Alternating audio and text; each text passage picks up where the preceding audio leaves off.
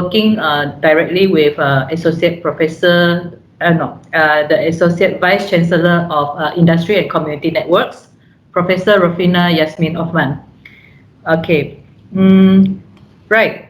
So basically, today, right, it will be a whole day course, morning 3 hours and afternoon 3 hours. But in between, we will have some 5 minutes break for to go to the toilet or just drink, get some drinks and so forth. Okay, so everybody can hear me clearly?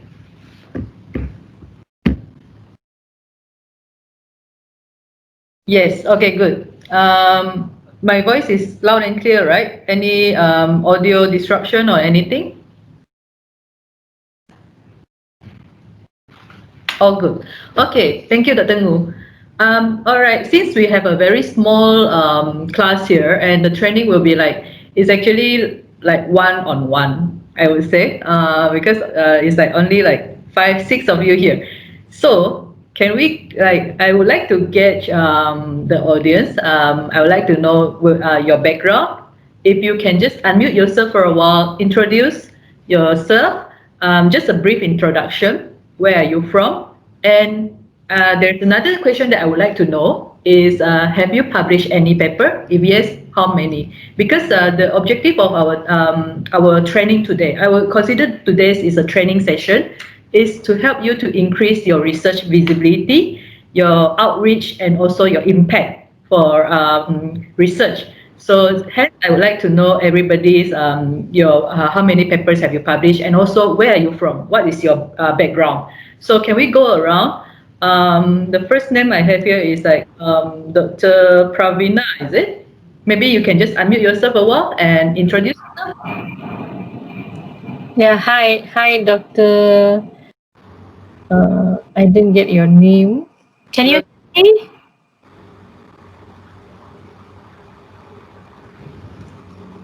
Hello? Hello, good morning. Oh yeah, yes. Oh sorry.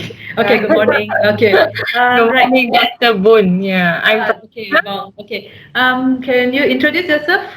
I'm Pravina. I'm from UPM. Oh, From, UPM. yes. I just got to know this link in YSN's WhatsApp group this morning. Okay. Okay. I didn't know that share in YSN. Yeah, Will they be the did. culprit here. Okay, actually, yes. I'm actually one of the affiliates under YSN. Oh, yeah. Similarly, me as Okay. well. Yeah. Okay, good to know. We have someone from out of UM then. However, Dr. Pravina, I would like to apologize because some of the content, right, I'm skewing it to like I will be sharing the policy of University Malaya if you don't mind. Okay. Okay, all right. So thank you, Dr. Pravina. By the Thank way, you. what's your background? Which faculty are you from? My background is from environmental health. I'm from Okay. Department of Environmental Health and Occupational. Any publications so far?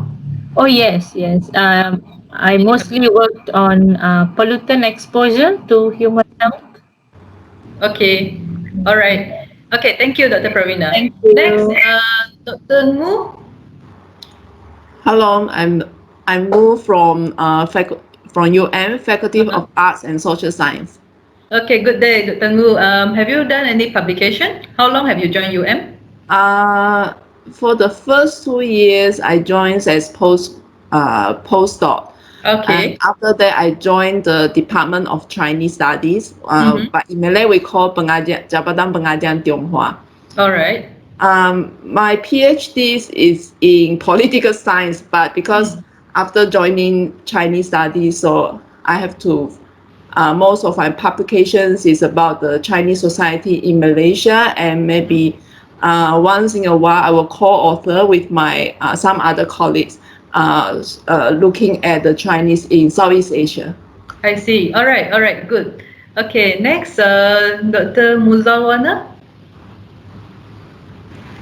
Hello, hi, Dr. Bong. Hi.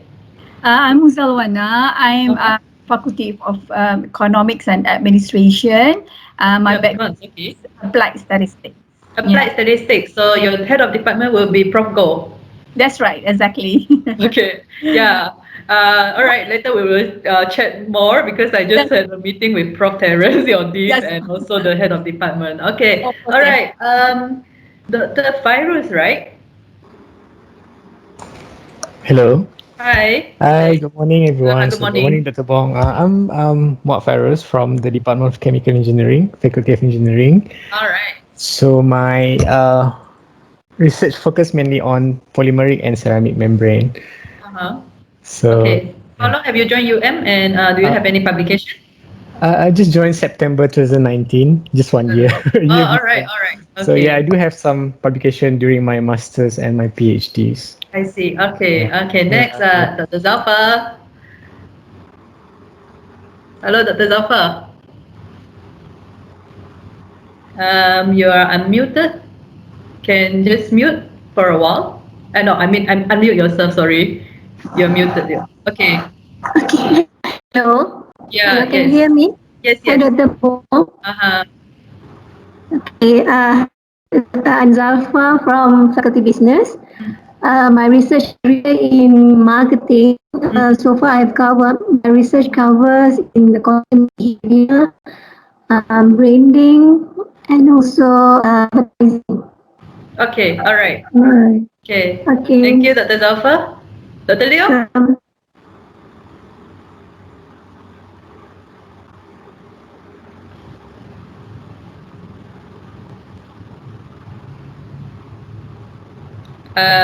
Dr. Leo, can you just unmute yourself and introduce yourself for a while?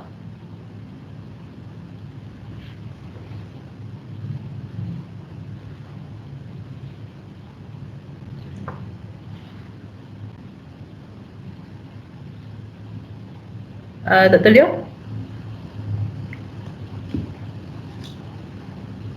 Oh, okay. You don't have a microphone. All right, all right. No worry. I'm checking the chat now. Okay, never mind. Morning, Dr. Leo. So Dr. Leo is also from UM. From NanoCat, right?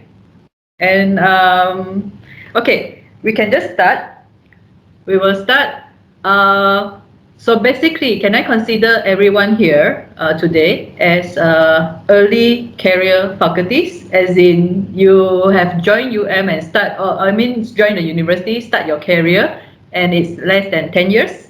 Or is there any like in the middle of your career already? Everybody can just answer in the chat, the meeting chat. You can just type working as a lecturer or a researcher less than 10 years or nearly 10 years, and you're still considered as an early career faculty, ECF. Yes, I joined less than 10 years, UM. Yeah. Dr. Ngu, right? Yes, less than 10 Okay. years. All right. Dr. Virus, less than 10 years. Leo, 3 years. Okay. Dr. Pravina, 10 years, less than 10 years. Dr. Wana, what's your, how many years already? Still early career?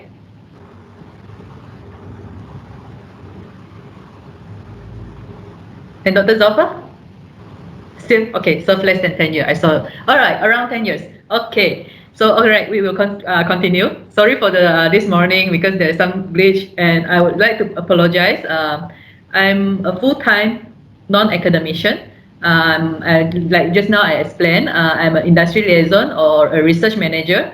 So my jawatan hakiki is actually a research manager, and I'm a non-academician.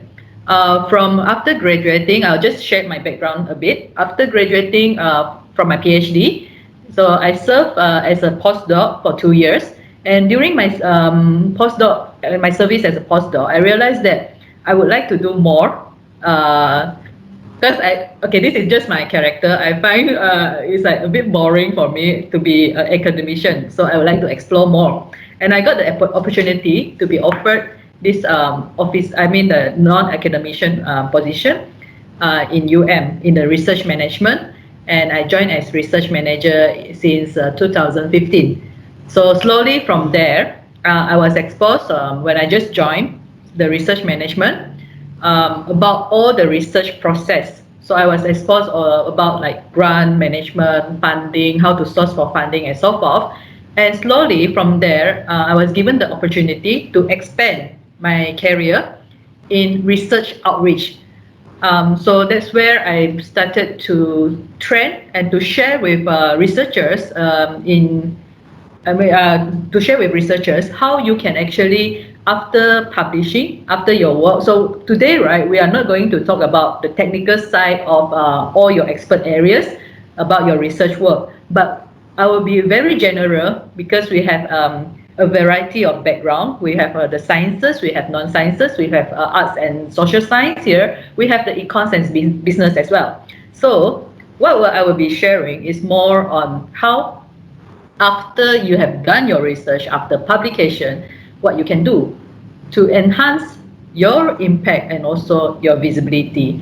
Okay, so yeah, I was doing this training, and I actually, my mentor for this research visibility, all the theories is actually from Dr. Nader Ibrahim, who is now back in Iran, because previously he was in UM. He was appointed as a visiting professor in UM. So that is where I get all the contents about the visibility part, like how to enhance your visibility and improve the impact, the research impact. Okay, so I will share my screen now. Okay.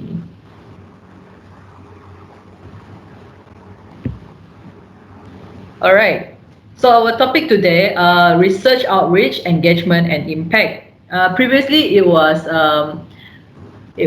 strategies to enhance research visibility, impact, and citation. So after joining with UMIs as an industry liaison, I realized that there is more a researcher can do in research outreach besides the citation part. So the citation is actually very quantitative, but as a researcher, especially now when the funding is very scarce. So you guys agree with me, right? Okay, sourcing for funding. Everyone here is like early career faculties. So just treat me, we are just like friends, we're around the same age, I hope. Okay, maybe I'm older a bit, but I'll treat everybody as just like peers here. So I do notice that early career faculties now, say if you want to source for funding, you want to apply for grants, there is very limited source out there. And there is like another thing about funding is actually they are also looking for the experience, your track record. Am I right? Am I right? So response in the chat group, please. Okay, can't see here. Let me see.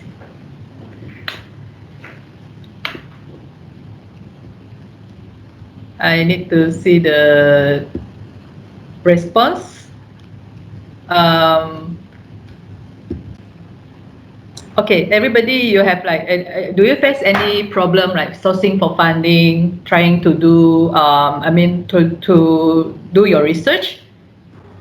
Oh, we have one more in newcomers, Dr. Ong, right? Dr. Ong?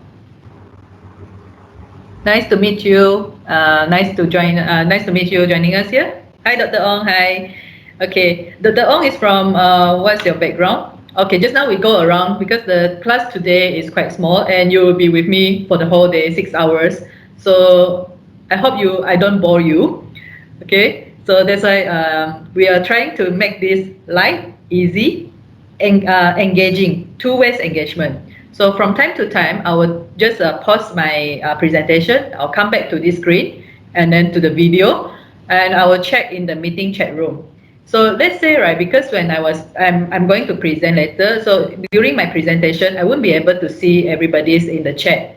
If you have any answer, just unmute yourself, and then you can just start talking. All right? Okay, everybody okay?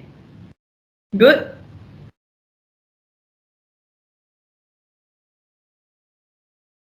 Okay, good. All right, everybody okay. All right, thank you. Thank you for your response, Dr. Ngu, Dr. Zalfa. Okay, let's go back to the screen. Okay, you can just stop me, don't worry, yeah? Okay. So, ta-da! Stress kan? Alright. Why I want to give this test is I want to know first the pre-test. Okay, so since we are going to have this test, now everybody, if you can, I have already shared the document in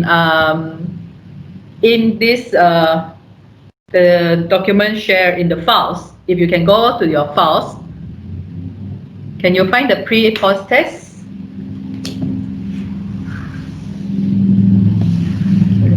Yeah. So it will be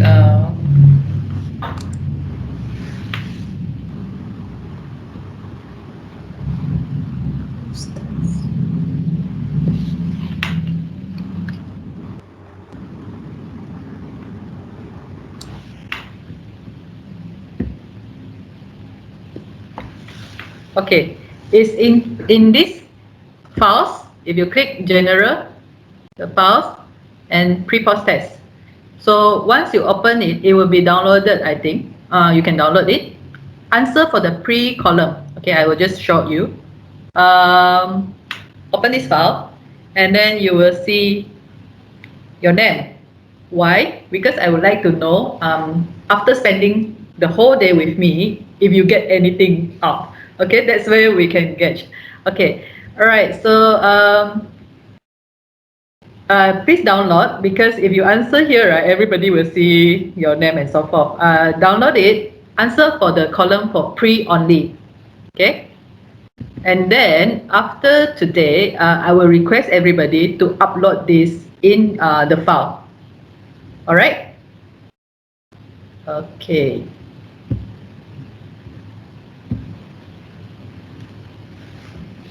So, okay, everyone.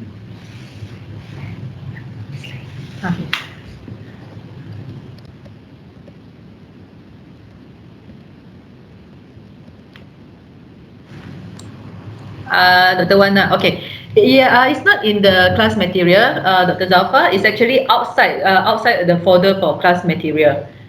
It's pre-post test. Pre-post test. Dapat. Got it. All right. Dr. Wana? Okay. Actually, Dr. Wana, it's actually shared in the folder. Like just now, I show you. So, if you go out, hold on.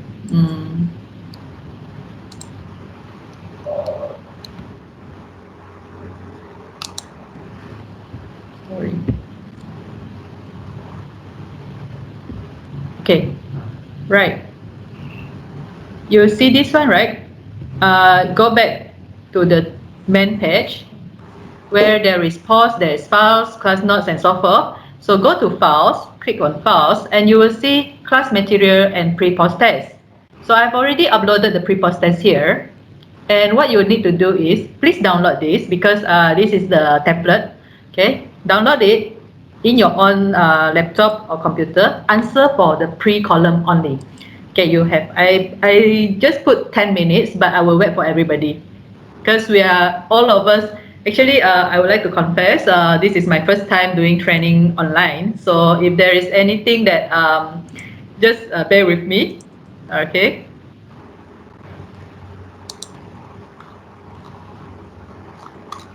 Okay, good. Dr. Wana, you got it.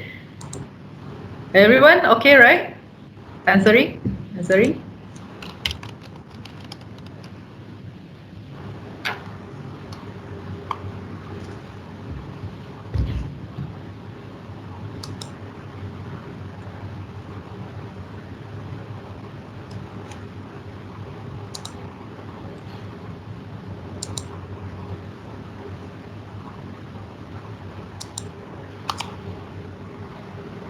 Okay.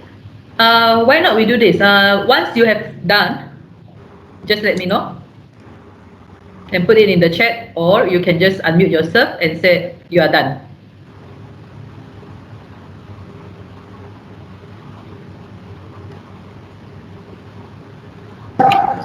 Dr. Bong, I'm actually searching for the button how to download, because when I go to file, I save as The document, it doesn't appear. I don't know where it goes.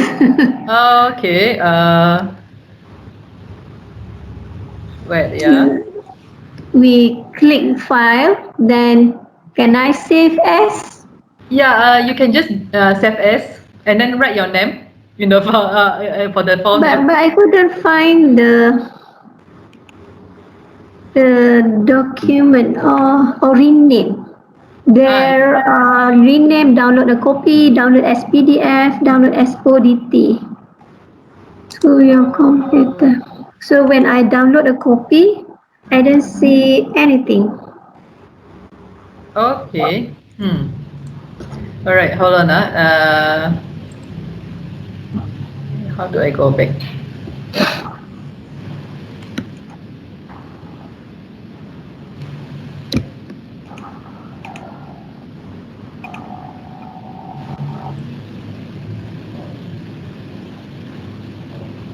Okay, you're here, right? So if let's this one show action, boleh download, boleh. Betul Zafar? Yeah. Uh-uh. Okay. So the File. yeah the file. Okay, Then then the pre-post test here. You see the document? uh, file. Okay. Now Okay. in the file, info new save as Uh, transform. no, you don't click on the file. There is actually if you I can go open the here, file. I already there's opened the oh you file. open the file. Okay, Yes. let's see. If you open the file, let's explore. So All right. Save as and then have to save in your desktop yeah, then. Is it yeah. possible? I didn't see any file appear to rename or what. It's working. Uh-huh. If Save not, as. right, yeah, save as. It's okay. Let me think how to Uh, download. Another way is go back. There is Uh, this before you don't open this document. There is this three okay. button: show actions, and then click on the show actions and go to download. Okay, okay. Let Yeah. me do it. Yeah. Yes. Okay. I close first. This document. I go back to the file. All right. Sure. Yeah. Got it. There's three dot, right? Yes. Yes. Yes. The Show three dots. action. Yes.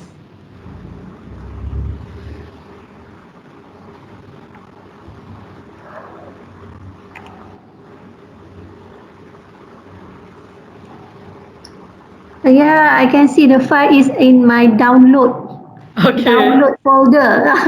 All So there are right. five already downloaded actually. Oh, all right. All right. Okay. It's Yeah. okay. Now I need to go Okay, I back to got my it. I got screen. it. Yeah. Hold on. I need to go back to my screen. Okay.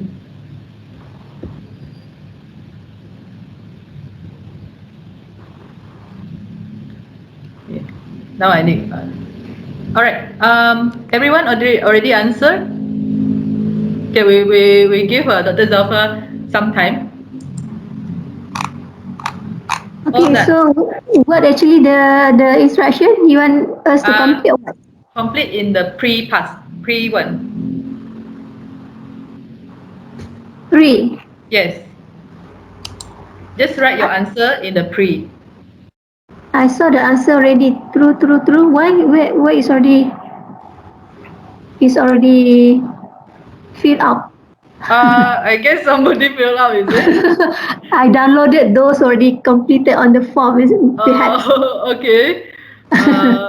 Right. Um, yeah, let me see. How should I go back? It's okay. It's okay. I can fill up. All right. Hmm. Yeah, sorry about this. Because usually, right, when we have a physical training, it's easier to just give out the handout. So you want us to submit now? Or what? No, no, no, no, no. Keep first. Submit after Okay. Okay. today. All There right. is All a right. post test. Okay. All right. Okay.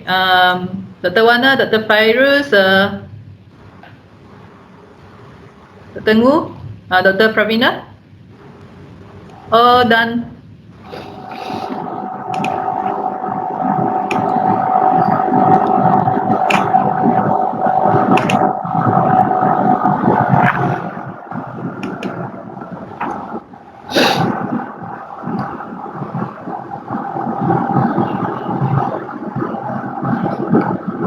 Completed. Okay, Dr. Pravina completed. Dr. Virus completed. Good. Dr. Zalfa?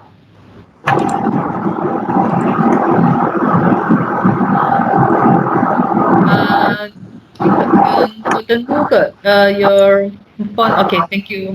I think there's someone else. There is. Okay. All right. Thank you very much. Okay, done, done. Dr. Zalfa, done. All right. So all done, right? Okay, we go back to the presentation slide.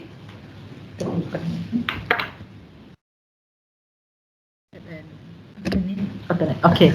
All right. So we have already completed this test. Okay. Next. Right.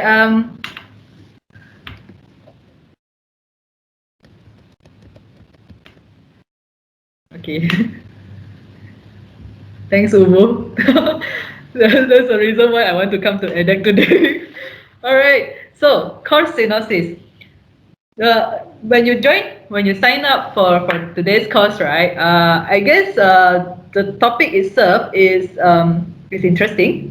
Yeah, perhaps research outreach, engagement, and impact. So outreach and engagement occupies the ends of spectrum as a form for public participation. Well, interacting with public is a very worthwhile endeavor, but the participation in science outreach remains fairly low. And also because there is another reason, since Dr. Pravina is from UPM, actually we can generalize it. All the universities, no matter where you are from, the research universities or you are from the technical universities or anywhere, because of the structure itself, whereby you have KPI, you have your target to meet for your promotion, for like administrative work in university, teaching load, heavy load, especially for career faculties, early career faculties like yourself, where you are considered the junior in the department, and juniors are expected to do more. So when it comes to this, right, go back to your research because you are just exploring about the research part. So the research, then that is where the science outreach is not there yet, I would say. Not much, but maybe some of you have already started. So transitioning research into useful application is often challenging, and it requires the understanding of stakeholder needs, a well-designed scientific research. So this part, the research part itself, all of you are experts in your own area. So I won't cover that part because as long as you have your research question and so forth, so it's good for you to start. Collaborative partnerships, partner with others, and then effective communication, outreach strategies, and also adequate resources for transition. So the aim of today is actually from identifying stakeholders to redesigning your engagement. I hope you will learn how to best engage with stakeholders in order to achieve your goal. Okay, so let's see.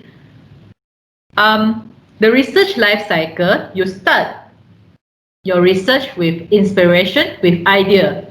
So the bulb there, you have the idea, inspired to do some of the research, what is the topic and so forth. And then you form your research team, collaboration within your team, your students or your seniors, the professors, or even like researchers from other faculties, other universities, and even industry partner or if NGOs, agencies, if your research and start engaging and you need all these people, okay? Then after collaboration, you will start doing your primary research. And after you have done your research, you have the results and you do the publication and you start dissemination. disseminating the results, the findings from your research. And what we always see is that researchers will stop at publication. What's next after publication? So are you going to do anything more than that, or you will just stop at publication? Because nowadays, if you are not going to expand, it will be very difficult for you to start another research, because usually we will have our own areas, right? Okay, so where today we will be focusing this part from dissemination to outreach and engagement to increasing your impact. Okay. All right. So, 3 things early career researchers need to succeed.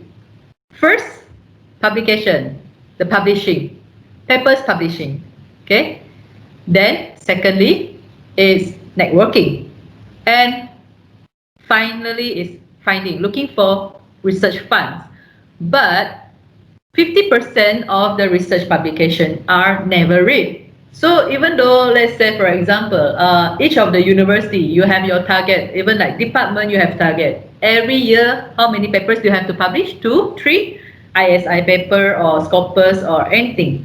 But is there any impact of your publication? How many actually pick up and read besides yourself, besides your team member, besides those peer that is actually from your background who will be reading your work because they need some of the, they might want to cite some of the results and so forth.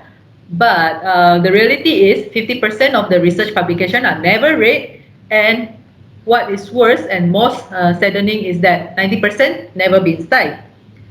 Okay, this is actually coming from the statistics from Nature in 2014, if I'm not mistaken, a few years back. Okay, so the publishing life cycle in publication, you start with preparation, and which is the conception and the birth of the idea, and the paper.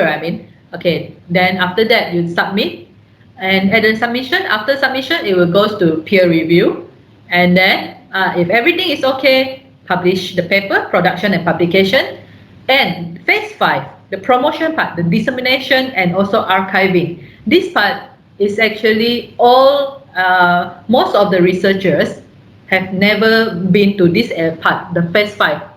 Okay, this is where we want to strengthen today, because besides doing the publication, you want something, you want your work to be actually read by others, and what you have put in effort, your work and your research actually has some impact. Okay, right. Next, okay, everyone is still with me, right? Hello, everyone. Okay. Okay, next, I would like you to go to Slido. Okay, go to, I'm not sure if you can just click on the hyperlink, slido.com, enter the event code, okay, 62973.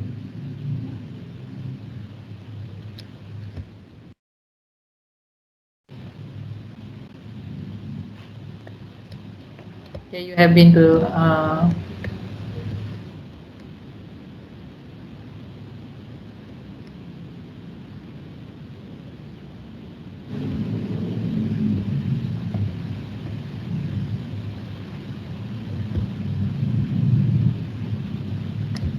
yeah.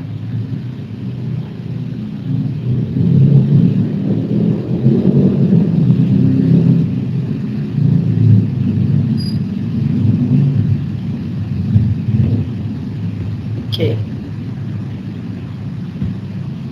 Let's go to Slido.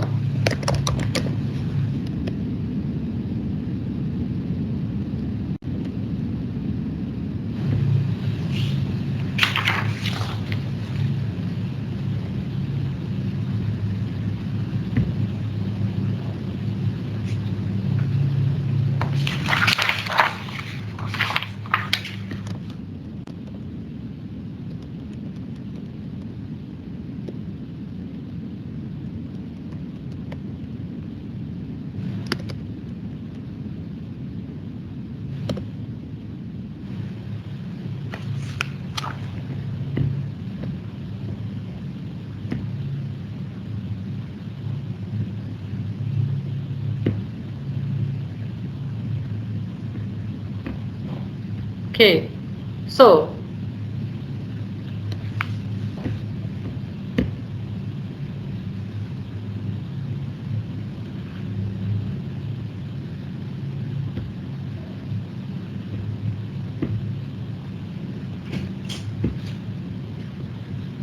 uh, sorry, Umu, can I share the screen? I would like to share this. Yeah, this screen.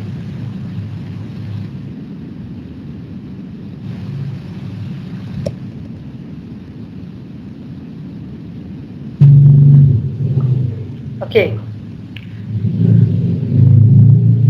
I see one answer now.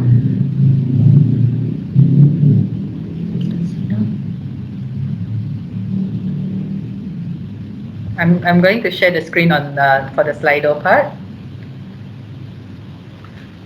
Okay. Okay. So actually, I don't know who is answering because everybody is like anonymous here. Why the question? Why we need to increase our research visibility and impact? What do you think? So okay, one, to ensure our work is being noticed and become useful to the society. All right, good. Anyone? Any more?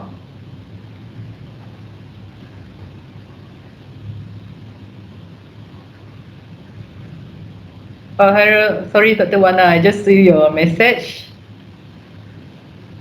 Okay. Yes, good. Okay, to ensure our work is being noticed. All right. Hey, no. Okay. Some people may know about our research finding. Good. Any more?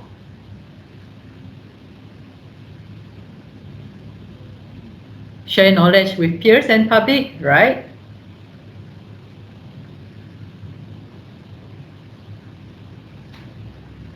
Many answers I'm expecting. One, two, three.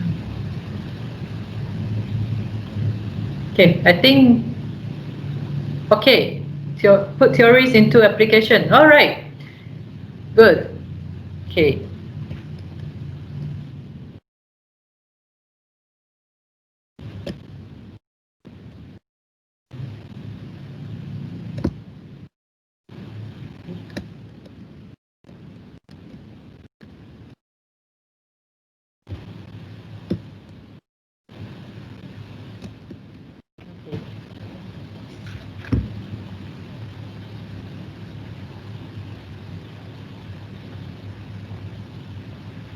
As a proof that we really did the work, as a track record for future funding. All right, I think everyone already answered here, I guess. Okay, so let's go back to the slide.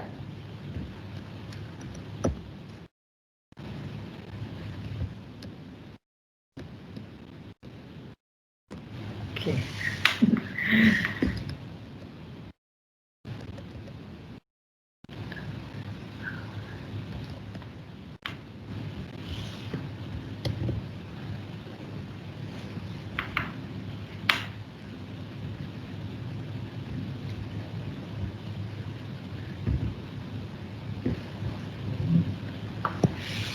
Okay.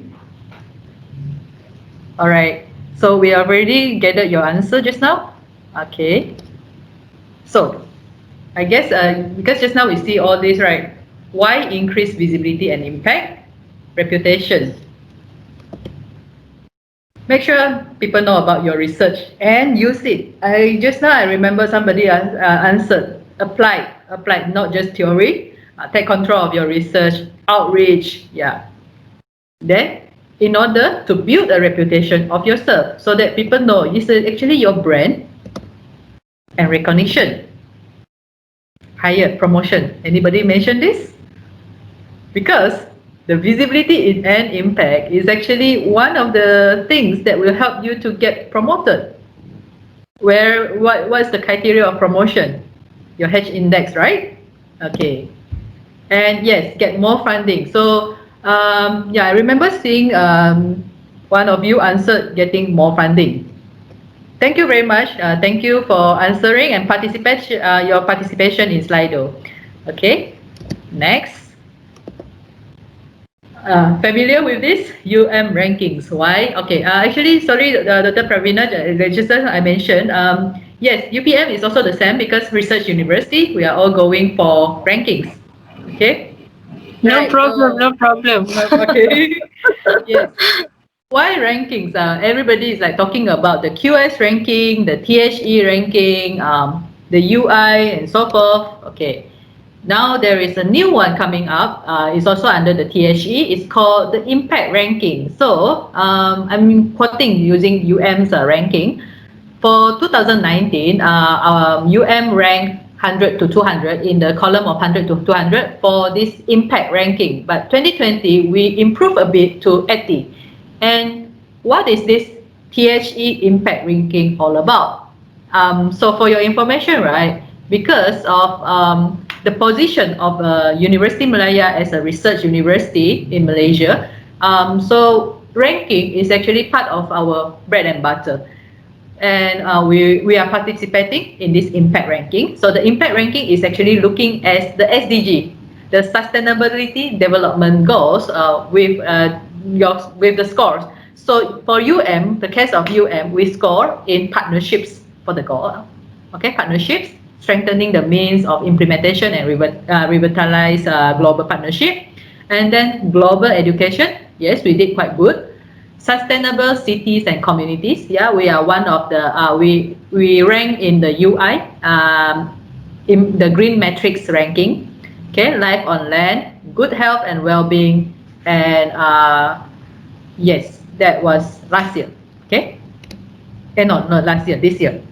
So if we look across the three rankings that is being ranked, the global university rankings, we look at their methodology. Okay, right. If we look at the methodology, you will see that besides the teaching, besides the research, there is citation. Say, for example, the THE ranking, citation, international outlook, industry income. So it seems that the ranking is not just concentrating about your teaching and your research, but what after that. Even in research, right, they are looking at the reputation, like the income, the research income, the productivity of the research, and of course the research influence, which is the citations. And they're also looking for the industry income, whereby you are doing the knowledge transfer. So this is for the THE. For the QS, where ranked 59 this year, besides the academic reputation, go through the methodology, they are looking at the reputation, the citations per faculty, and all this. Okay, there's another one called the academic ranking of World University, ARWU. Okay, also similar, also looking for this. All right, so okay, that's for the introduction part. So we are going to the next chapter, visibility and building your online presence. Okay, so now that everything is digital, right? Online presence is very important now. Okay, why? We are looking in to build your researcher's profile. All the researchers, you should have a profile of yourself, which makes you and your research more discoverable. People will be able to find you. Okay, you create and manage a publication list, because now you are still at your early career. The early career stage, where your papers is manageable. If I ask everyone around the room now, you know what you have published, right? How many papers? You even know the title of the papers. You know when it was published. If that is like around 5 papers, or maybe up to 10. But throughout your career, by the years go by, you will publish more and more. So how are you going to manage all these publication lists? Then one day in the future, when you have become the full professor and you are asked to list your publications from your starting of your career, you'll be having trouble if you don't have a researcher profile. So from now, it's better for you to manage and prepare your researcher profile. Also, we are going for to avoid misidentification, and we create opportunities to be cited. Okay, And finally, find and be found by your potential collaborators. Okay, the tips of making your researcher profile: make yourself memorable with a good headline, a tagline, a biography, and have the right photo which you can use everywhere. So it's like a name card, it's like an identity of you as a researcher, a professional research in the research industry. So basically, what we need you to do, the tips here, is to sell yourself. Just now we have Dr. Zalfa. I think Dr. Zalfa left for a meeting, but it's okay. The tips is sell yourself. Okay, so the researcher profile where you can put on your achievement as a researcher. Okay, facts on your awards, your services, the publication, your how many students have you graduated, and the lasting impact in academia and industry. So the impact part, right? Say for example, perhaps you have the opportunity being asked to do a consultation project with industry partner. That will be something to show your impact. So basically, your quality as a networker and an advisor. Okay, make sure that you have some unique selling points. You are going to sell yourself. Make sure that you stand out. And how do you stand out? Is the uniqueness of your research. And finally, avoid any claim that cannot be independently verified. So for this researcher profile, don't claim that you have so many papers that is like make sure it's all facts and factual, because all these claims on your H index, number of publication, students graduated, even your awards and so forth can be traced. Okay, people can go through your say for example your CV. Okay, like for example in it's very easy to search all researchers CV online through Expert. So make sure you don't make any claim that is like overclaim. I would say overclaim, or you overpromise. Okay. Ta-da! Right, we are going to do some activities.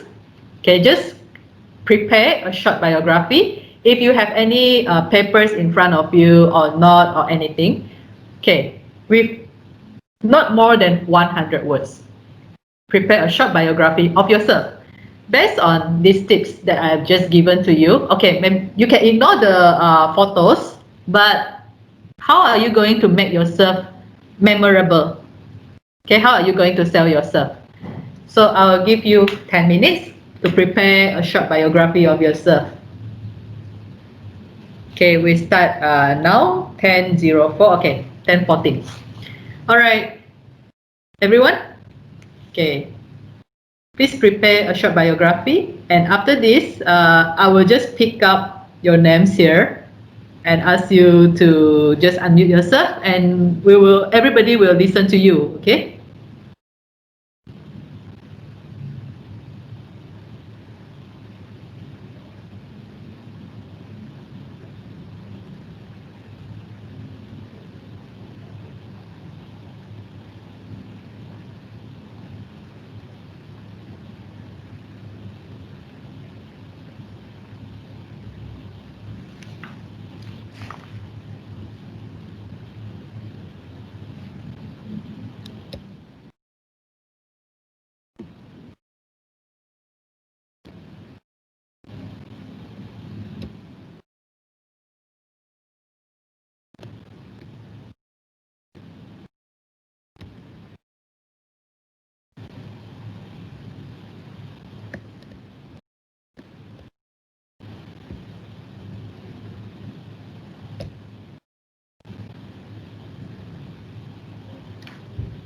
Okay, you have another 8 minutes to go.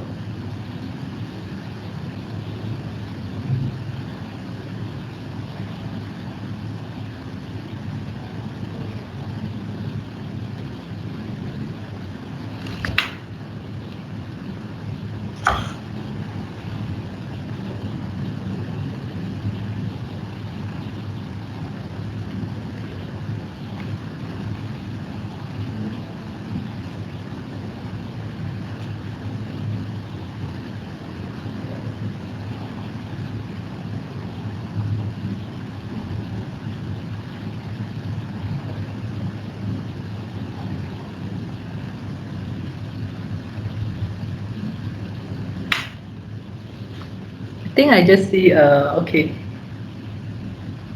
Prof Ng is here. Prof Ng, you are a professor already for the research outreach. Okay.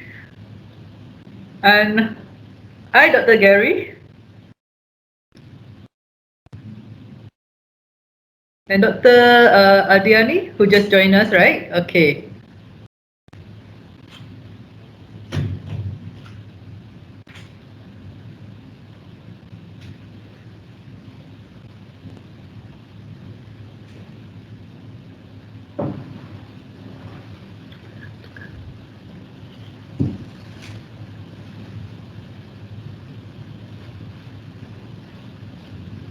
Everybody okay there? You are preparing your short biography, right?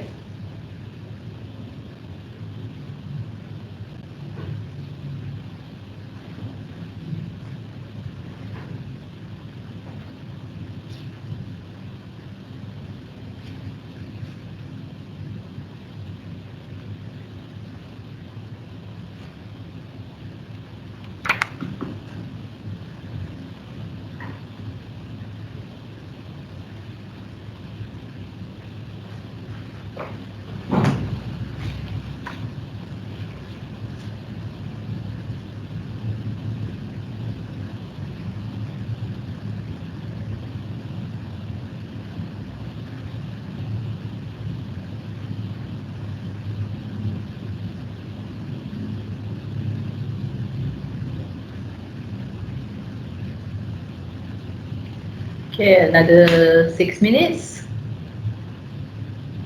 Don't stress yourself over these activities because usually when I conduct the training, right, I prefer a very light, engaging way, two-way communication, a more fun class or training. So I'm trying to do that online. That's why you have a lot of activities here, and we will be having a lot of discussion as well. So the short biography, I don't want something. I don't want anything very long. It's just an abstract about you as a researcher, and it will be not more than 100 words. Okay.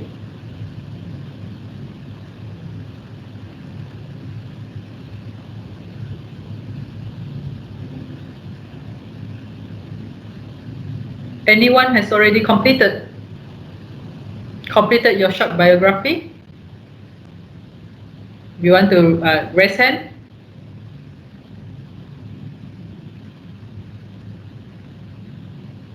Anyone?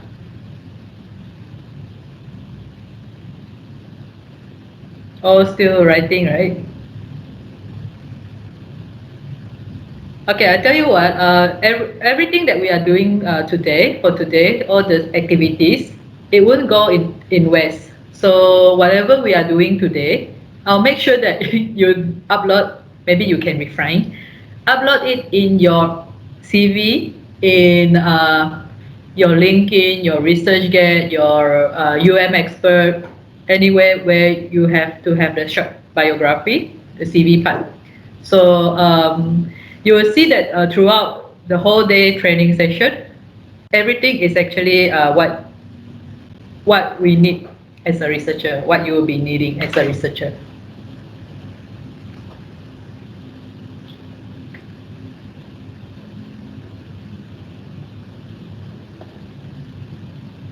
Hello, Dr. Ng. Just joined us, right? Dr. Ng Ki Seong. Okay.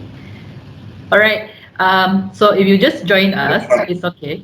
Hi, Dr. Ng. All right, it's okay.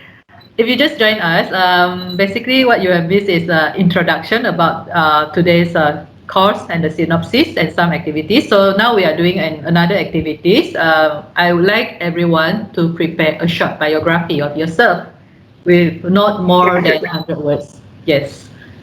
Yep. So make sure you prepare. Yeah. Okay. All right. So anyone has already done your short biography? You can just wave to me or raise hand or say something in the chat room. or can I just call upon anyone?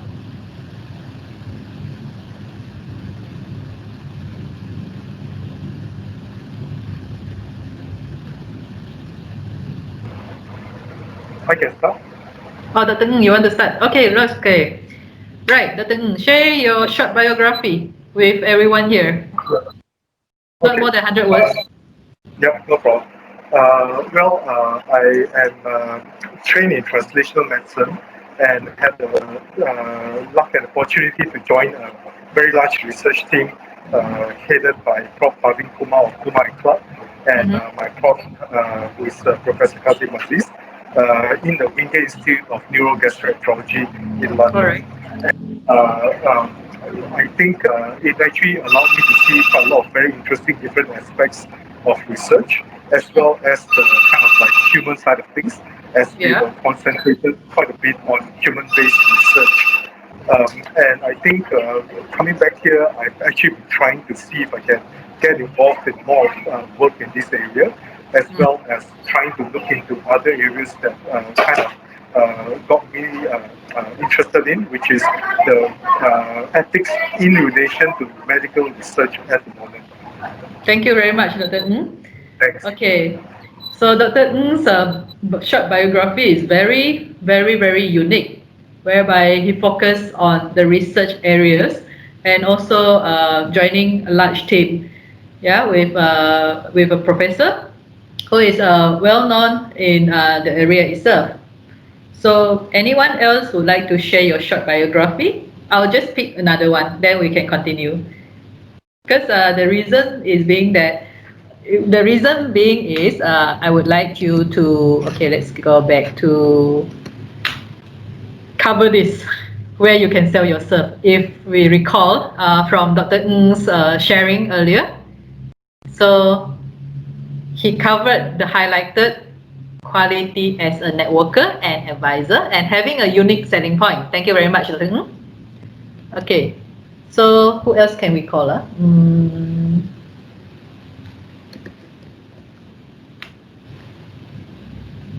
Dr. Adiana, I haven't heard from you. Would you like to share your short biography?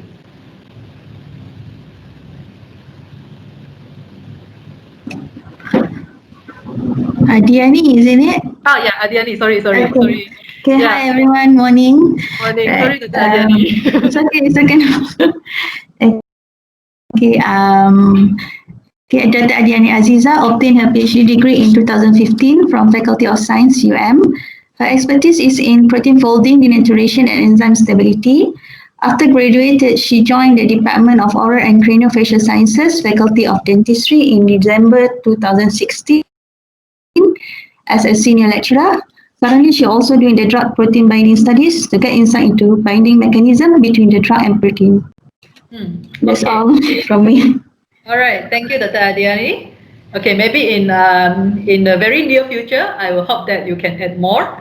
Say, for example, you have done or involved in any big projects or research team and so forth to add your uniqueness. Okay, thank you very much. Okay, so thank yes, you. Dr. Adiani, you can just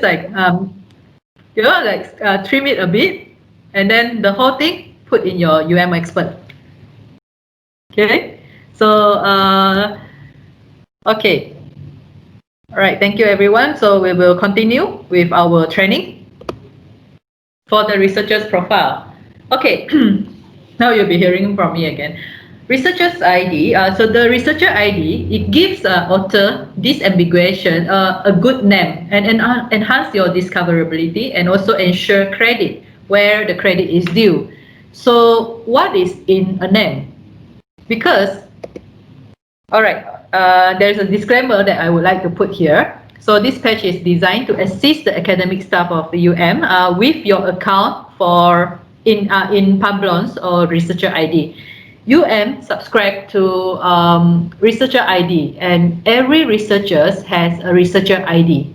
So, but the thing is, as of April 15, 2019, all existing researcher ID account has been already redirected to a Pablon profile. So later I will share with you what is Pablon. And please be familiar with all these things, because this actually it is very important for your career as a researcher. So for those who has with existing Pablons and researcher ID respectively, so your researcher ID account will be automatically added to your existing Pablon profile. I'm not sure for UPM, and Dr. Gary is from where? I forgot already. But from Young Scientists, yes, we are all from Malaysian universities. I'm not sure for other university whether your university subscribe to the researcher ID, or there might be different one. But in general, all the researchers, yeah, there is a researcher ID. So okay. So what is Pablon? Okay, Pablon is actually the researchers in the world, they are using Pablon to track publications, your citations, peer reviews, and journal affiliation in just one place, one dashboard. So basically, Pablons help to show your research impact.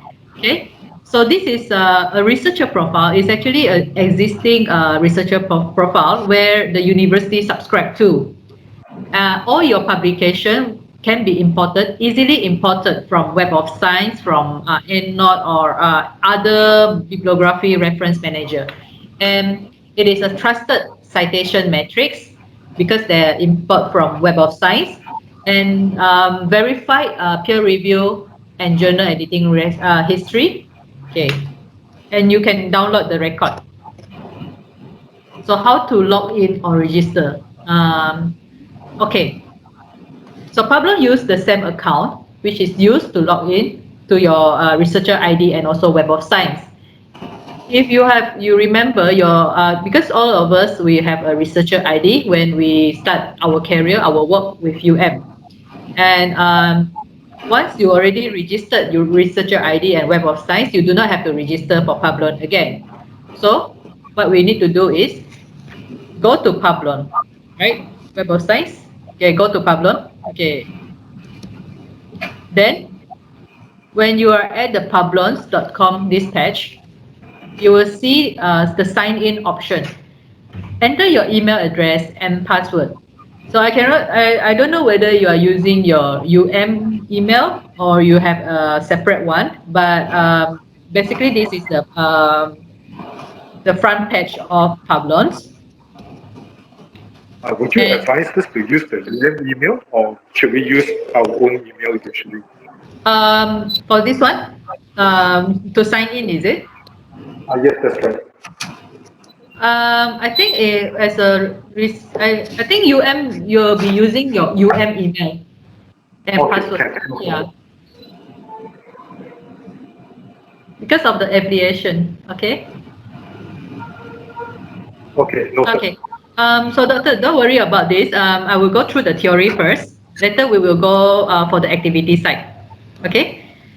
All right. I'll go to the theory. So adding publication directly from Web of Science in Pablon. And how are you going to do that? What you can do is you search for the papers you have authored using the search box, and then choose the search field available in the drop-down menu, whether it's a topic, the title, publication name, etc. Okay. Next, you select your article that you want to add to include in your publication list. We are managing the researcher profile, remember, in Pablon. So click the export button up on top, and then once you have already selected, this is like the highlighted in yellow, is actually the paper title which you have already published, you authored or co-authored with your research team members. Okay, how are you going to upload into Pablons? And not really upload, it's actually upload into your publication list. So you claim on Pablons and to track the citations of this paper. Pablon will ask you, there will be a pop-up asking to certify that you have actually authored the selected publication, or you have been authorized to administer this author's profile, which I presume is actually yourself. So you export the article to Pablons, and this will open a dialog box that will display a message to, like what I mentioned, the dialog box. And you can export the records either one by one, or you can select the option of all records on the page, or just a limitation of the records from which number. Okay. Next, just continue. They will send this record to Pablos and then sign in to your account again. Okay. Import, confirm from Web of Science, and you begin to import, because just now you export to Pablon, right? So Web of Science import is, then it will be completed, and your record will be redirecting you to the, it will completed your record and will redirect you to your dashboard. So this is how your dashboard in Pablon will look like. The publication list that you have just updated will be shown in the dashboard. So the dashboard, the private dashboard for Pablons, is only you yourself can view it, because it's a private one. Okay. So if we look at this private dashboard here, you will see that some information about your publication, the date, the title, which journal, and even the citations is all here. That is why we are going to manage the your researcher's profile, because everything will be in a system, in a record. It will be very easy for you just to retrieve it out, and for your promotion, to fill up any forms that you need as a researcher to progress in your career. Okay. All right. So refer to what I've already guided you earlier. Try to log into Pablons, and if you can, maybe add 1 or 2 publications just for exercise matter. Okay. Sorry, but I think anyone just unmuted yourself, because I do listen to some background sound here. Okay, thank you very much. Okay, so we will do another activity now, referring to what I've already shared with you about Pablons. Okay, log into your Pablons account. Okay, maybe I will just go back.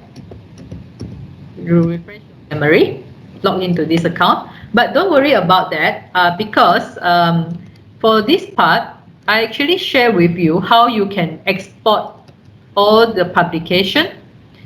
Okay, you go back to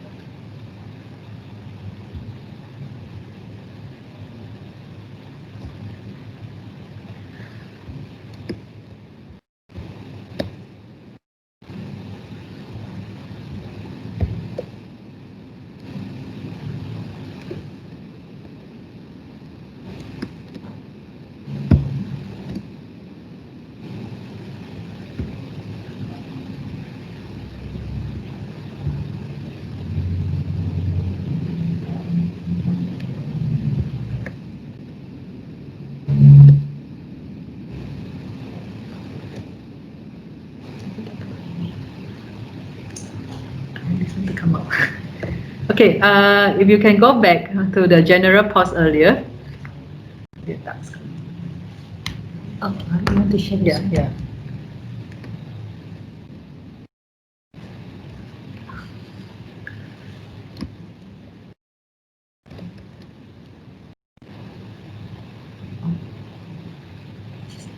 Share and share.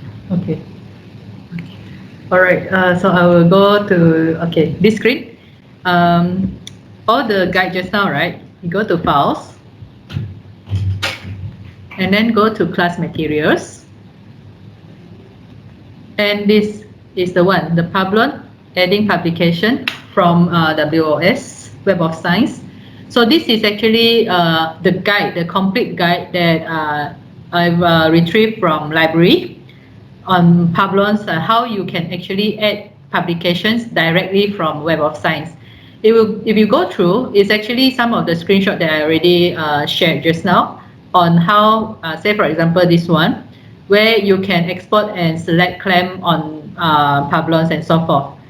Okay, so we will try. I will let you try the activity based on this list, the guide here.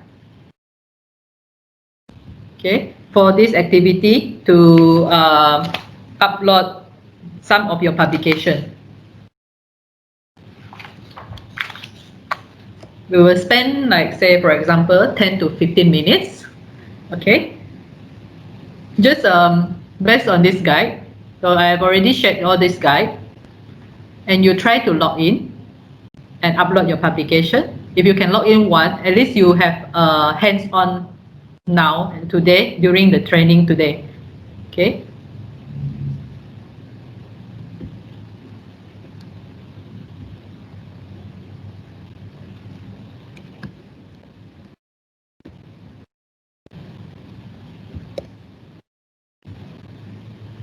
All right.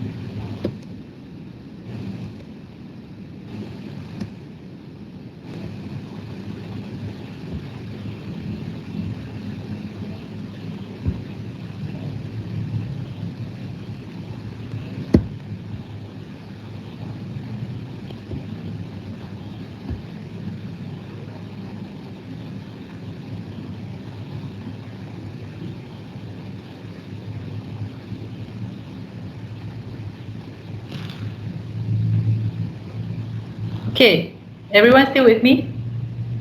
We have spent like around 1 hour plus since 1 hour and yeah, almost 1 hour since this morning. So are you still with me now?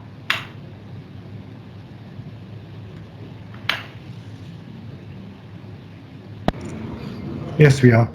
Okay, thank you. Thanks for your response. Everyone is like log into your Pablon account and try adding your publication.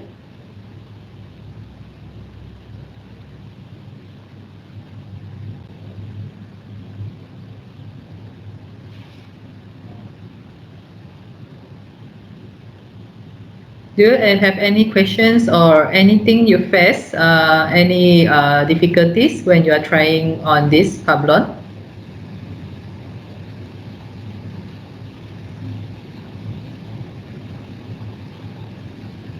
And for those who are not from it will be similar. You have to find out like what your university subscribe for the researcher profile tools. I would consider it as a tools because I cannot say for example UPM or other universities, but you can try and check for this. If it happens to be Pablon, then you are very lucky. So you can just use the guide that we have go through today, the guide that I share. How are you going to upload this publication? Select your publication. So, okay, in the class today, anyone has already succeeded uploaded one publication, at least one publication into your Pablon account? Anyone? Can I go around the room?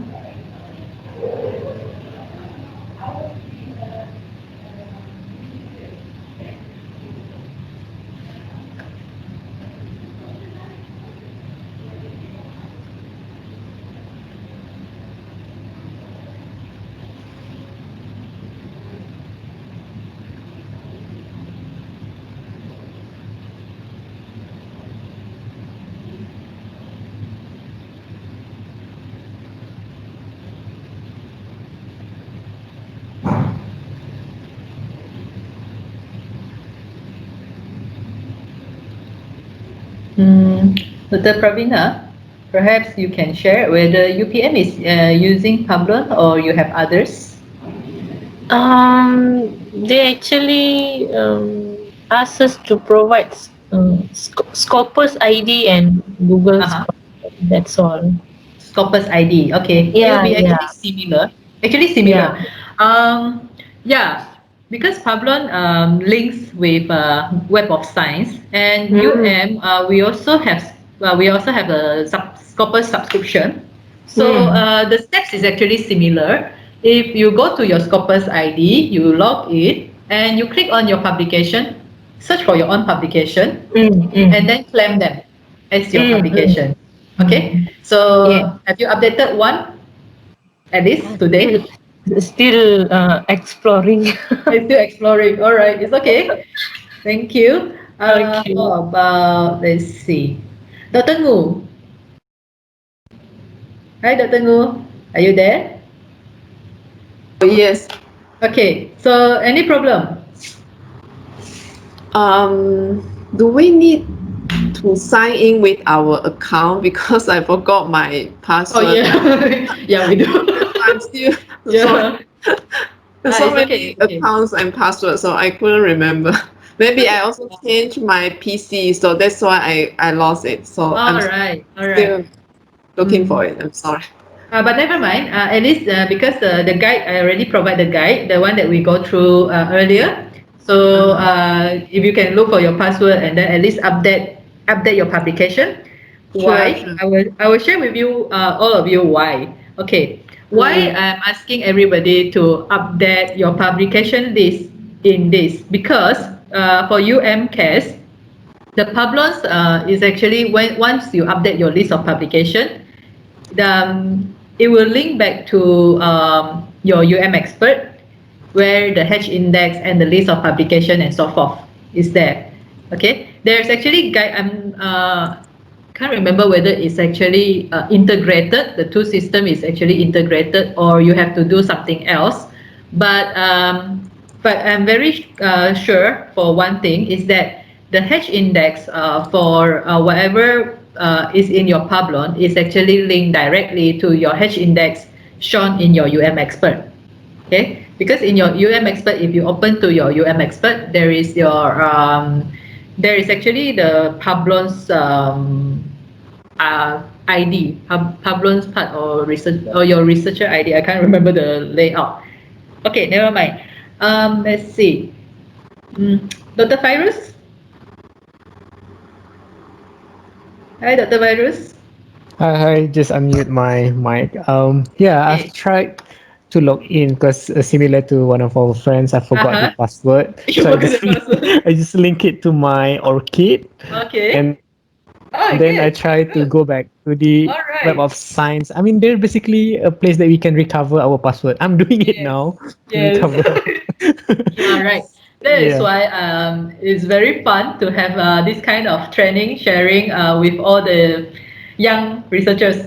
Okay, I consider everybody young. Okay, young researchers here because you are very active.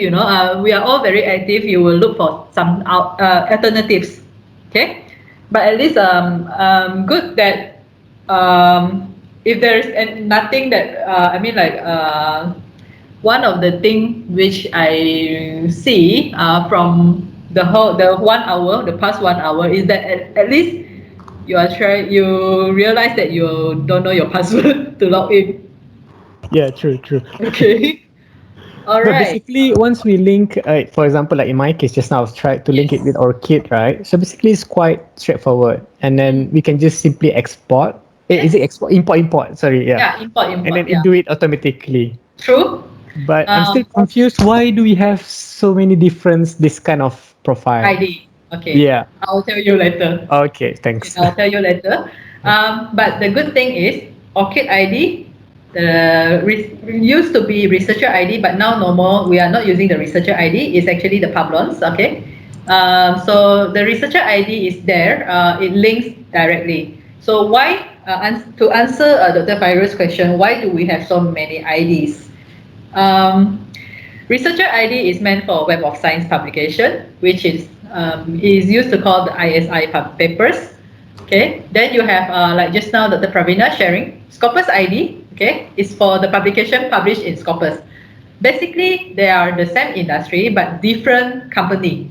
Okay, Scopus is owned by Scopus is owned by Elsevier. Okay, or Scopus is owned by Elsevier.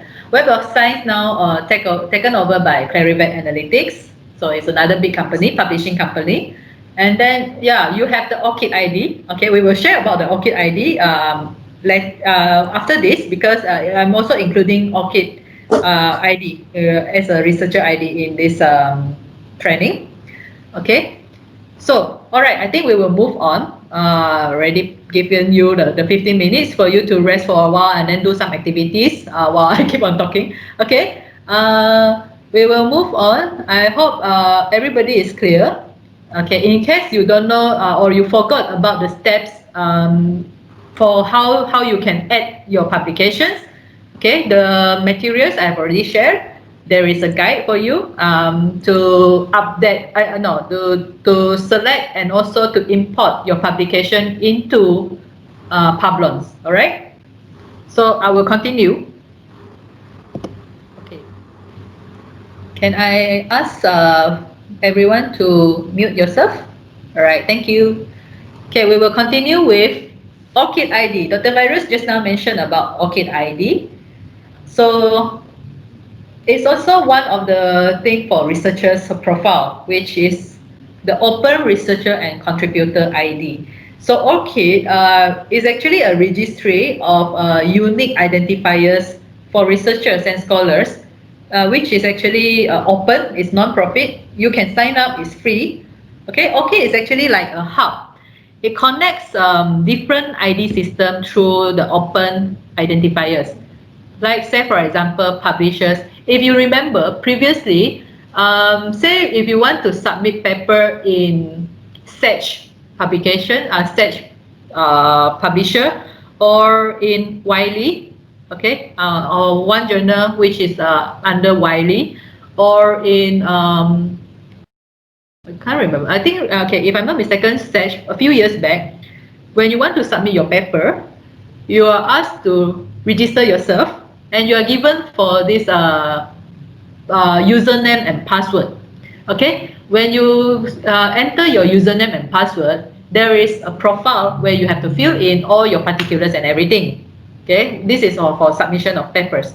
So with this researcher profile, with the Publons researcher ID or even the ORCID ID, it actually integrated with the publishers. So instead of asking you to submit and also to key in and input all your particulars, your details about as a researcher, this ID actually it retracts and all this information for the publisher. So the publisher, all they need is to ask you to provide your ID, and they can verify from your ID with the list of publication, with your background as a background check for the areas of research and so forth, and what other papers have you already published. They can all check that. So the publishers will need this ID.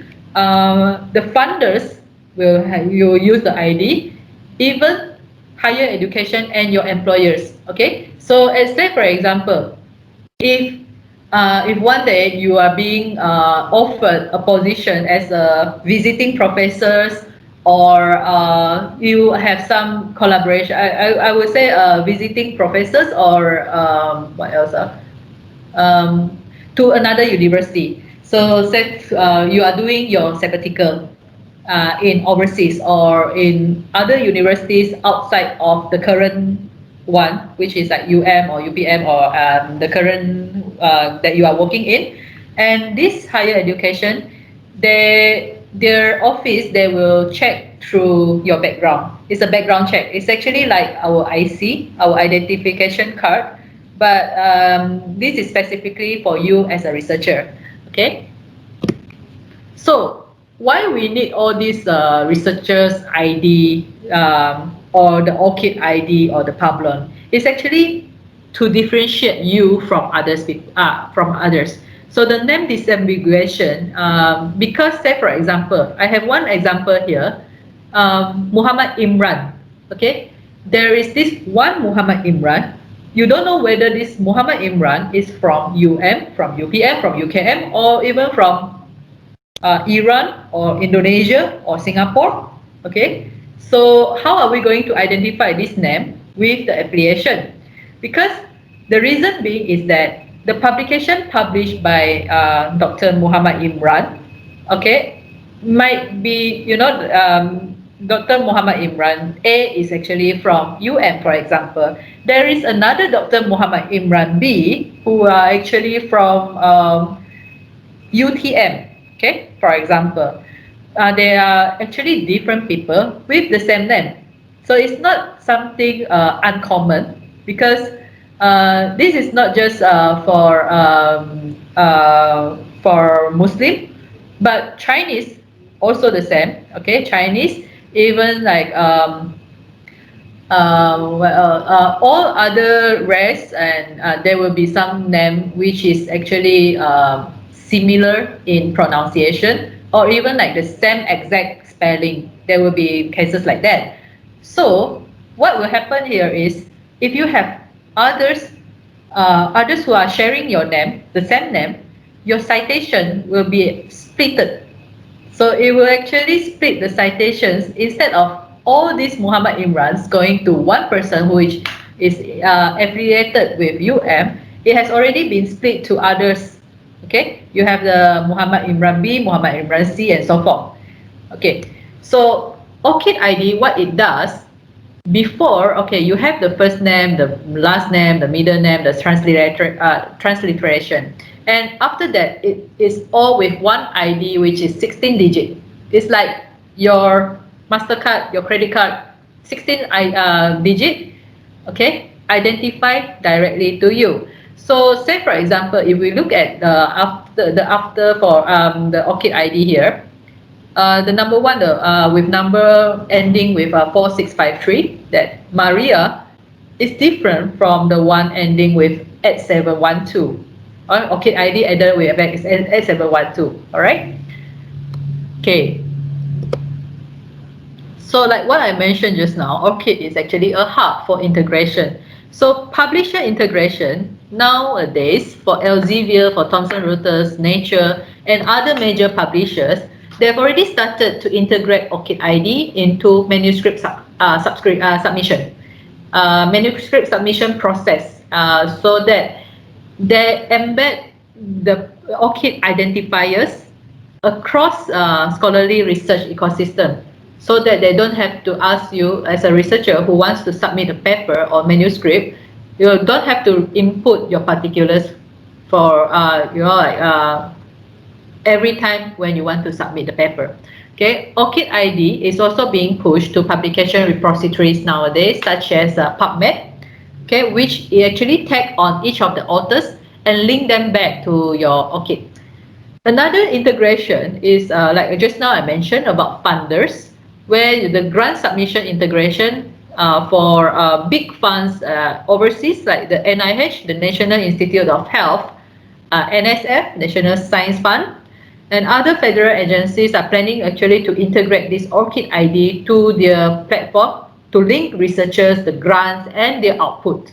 Okay, that is why for the researcher profile, it's very important for you to update and to actually to remember your own ID. Okay, with Publons actually helps you to ease this work for you, because Publon, it track your citation for your all your papers automatically. You don't have to go and find each paper and look for the citation, how many citations do you receive, but Publons actually help you to track. And in addition, if you are invited to be a reviewer, Publons will actually capture all this information for you as a reviewer, whereby you have already peer review which paper. And these are actually some of the information which is very useful for you and very important in your career as a researcher. Okay. Okay. I think we can take a break for a while. If you want to go back to the Publons, and give me a break for a while. Just have some drink. and then we will come back later with a totally a new thing. Okay, a new session. Okay, everyone okay? Yeah, that's great. Thanks. Okay, 5 minutes, yeah? 5 minutes. Don't go too far. So it's just 5 minutes, Okay. take a break. Okay. Okay, you can go to washroom break and drink some water. And we will come back in 5 minutes. See you in a while.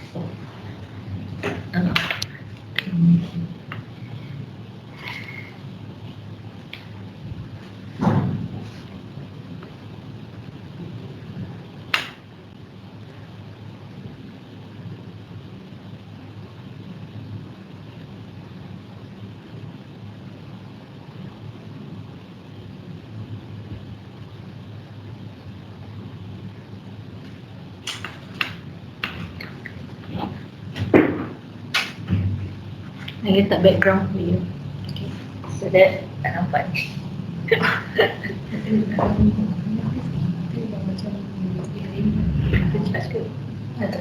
Online memang kita tak. Oh, boleh ya. Is this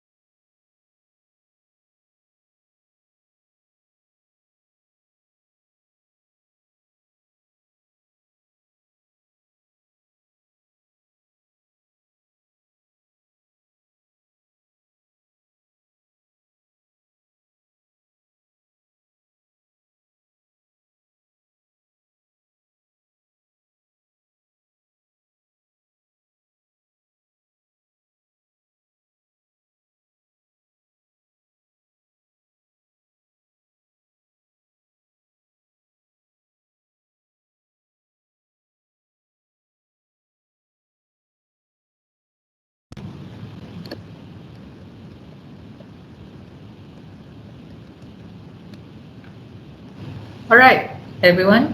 I'm back here. Okay, you are still with me? 5 minutes break is done. And we are going to continue next to impact metrics. Okay. All right. So earlier we have already covered one chapter on researchers' profile. Okay, how are you going to build your online profile, your online presence through the researcher's profile?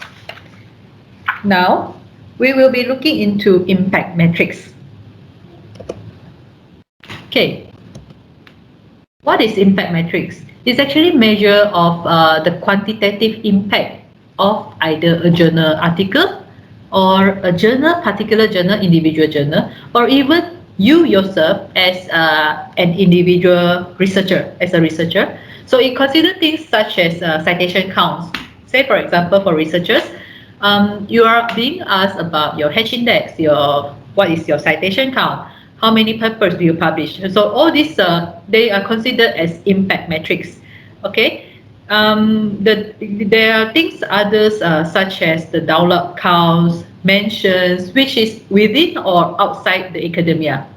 But for impact metrics, we do notice that there's limitation about it, because usually these impact metrics, they focus on the academic literature and are underrepresented in other types of scholarly work. But because especially for recent articles or new journals or early career researchers, so there is some limitation. I mean, like for early career researchers, it will be a bit not privileged in this sense, because impact metrics capture citations. Citation is like over the years. So if your papers is very recent, your articles are just published, it might not be able to capture the citation count. Okay, and as a result, your H index will be lower. Okay, so these are the underrepresented limitations of the impact metrics. Okay, we will look into the author level metrics. Okay, for researchers, what is your impact as a researcher? Okay, we are very common. It's very very common. We are all very familiar with H index, which is the most common one for citation index. But there are actually others which you may encounter, but not very common. Perhaps the Google Scholar I index will be something that you have already come across. If you have a Google Scholar, if say you have a Google Scholar account, and you will notice that, how come your Google Scholar I index is way higher than your H index? Okay, reason being is because Google Scholar captures all the articles.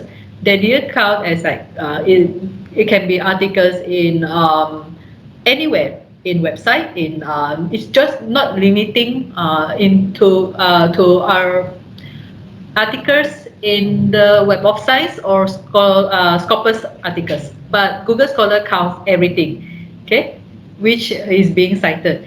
And there is a G index or an E index or M quotient, okay, but don't worry about others. Depending on your university, and in Malaysia, it's very common. It's very all of us in Malaysia university, we are using the H index, so we just concentrate on H index. And before we go into deeper, and make sure that you have your researcher profile, okay, when you want to check your author level metrics, your impact as a researcher, because the citation index score will be invalid. Okay, if remember what I said about this ambiguation about names, that's why you have all this researcher profile. So if not, your citation will be divided. Okay. H index. Okay, here I have one example, and I want to test all of you here. Okay, so this is actually three different researchers. Okay, the left side 1 to 9 is actually the paper. Okay, they publish for researcher A publishes 7 papers. with paper number 1 received 30 citation. Okay, that's all the number. I'm very sorry. I actually missed out the indicator about these numbers. So I will just explain what is it. Researcher 1 publishes 7 papers. So the P1 to P7 is the paper number. And paper 1 received 30 citation. Paper 2 received 10 citation and subsequently. So researcher 2 publishes more. This researcher published 9 papers. But the paper number 1 also received 30 citations. Paper number 2 received 10 citations. But you can notice, if you notice, right, all these 9 papers received 4 of more citations. Okay, you have like paper 1, paper 2, paper 1 30, paper 2 10, and even until paper 9 also received 4 citations. Okay, then the last one, researcher number 3 publishes same number like researcher 1, 7 papers, okay, paper 1 to paper 7, and researcher number 3 for his paper 1 received 100 citations. Okay, so among these 3 researchers, I would like to ask everyone, what do you think is the H index for researcher 1, researcher 2, researcher 3? Okay, what do you think? Let's see, can we go to the chat room? Or you want to just answer? Anyone? You can just like unmute yourself and then answer, give a shot. What do you think? What's the H index?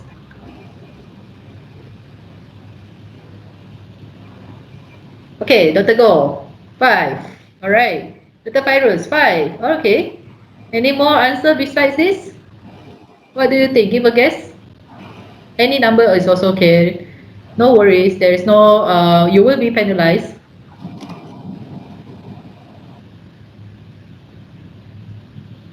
Any more answers? Come.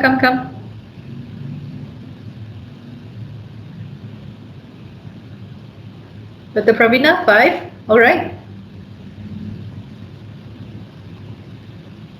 What else? What other answers?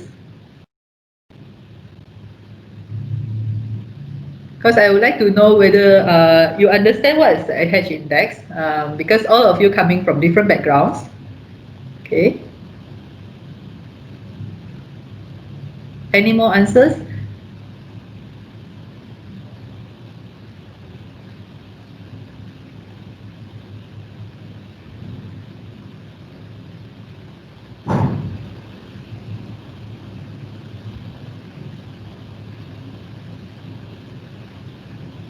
Okay, calling 1, calling 2.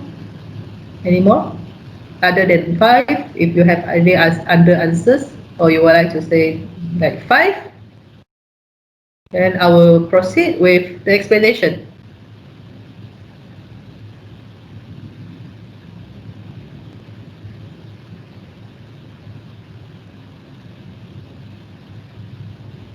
Anyone? Dr. Wana? Dr. Wana, you are quite quiet. I answered already there. Yeah, really? When?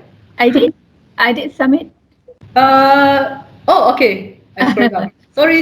Very sorry. Thank you. Yeah, okay. Okay, all right. Okay, thank you very much for those who answered. Thank you. Everybody answered correct. You are right. 5. All 3 publication lists have a H index of 5. I guess I can jump this explanation already, right? Anyway, I will just go through. Okay, why? Okay. All right. H index. If you look at the left side, right? Before I forgot, I will just put in something. My background is actually applied statistics in health sciences, so that's why I prefer a graph. But this graph is very simple. Let me explain to you why. So for the x-axis, which is the blue color line, you have the number of papers. Okay, number of papers versus the y-axis, the red color line, which is the citations. So if you rank the axis, right? You rank the citations. First paper, all this button, the bullet here, the button is all the citations per paper. So say for example, this first button, the top one, is for paper number 1. okay, you will notice that the line is actually like going down. It's because this is the year which you publish the paper. Okay, the recent one, no, okay, I'll reverse that part. We go by the number of citation. It doesn't care about the year because it depends on the type of your paper. Some paper might receive more citation than the other, even though it published later. Okay, so you rank all the papers based on the citation, and first H papers, okay, which receive all these citation at least until now, where it intersect here, the green line, the intersection, this is where the citation equals to the number of papers equals to H. So that's the H index. So we go back, and that is why the intersection, if you do the line, is actually at 5. It's all 5. Okay. So above that, whereby there is like more than H citations, these are not actually counted in your H index. Okay, so okay, how you calculate, like what I just explained, you organize your articles in descending order based on the number of times they have been cited, and the Web of Science corpus Google Scholar can also be used to calculate your H index. So what it means here with just now H index 5 or H index 6, it means that this author has published at least 5 papers that each of the paper received at least 5 citations. Okay, so what is it here? Say meanings that, okay, let's say for example, author number 3 published at least 5 papers, received 5 citation, because paper number 6 only 1 citation and paper number 7 is 0 citation, even though there is one paper received 100 citation and the second paper received 70 citation, and these two falls here at the top, more than H citations. Okay, all right, so I hope everybody is very clear with the theoretical of what H index means. So now refer to the guide or the one that just mentioned, because I'm very sure, I'm not sure whether you know what's your citation, but now you don't have to calculate manually, because your citation count will be tracked through the system like Tableau, like Scopus ID and so forth. They will track automatically what is your citation count, and all this citation count will be plotted like the graph I show you for your H index. So what is your H index at the for present? Would you like to share? Anyone want to share? I'm sure, let's see, we have Prof here, right? Prof is still here. Okay, you can just share. I think I can share mine as well. Like I mentioned, I'm not a full-time researcher, but I do join in for research projects, and I do have projects ongoing. So being a non-academician, even though I'm like full-time as a research manager and also industry liaison, I also have to do my research work. And my H index at the moment is, if I'm not mistaken, is around 4. I published 7 papers. I have 4. So anyone wants to share your experience as well? You can just share here.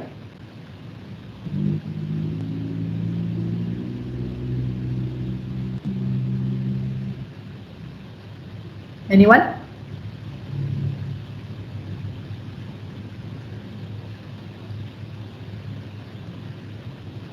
Does H index count book chapters?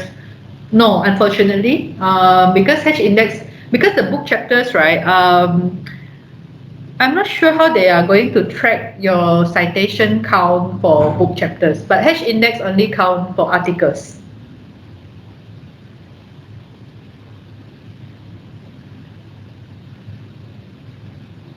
Okay, Dr. Ngô?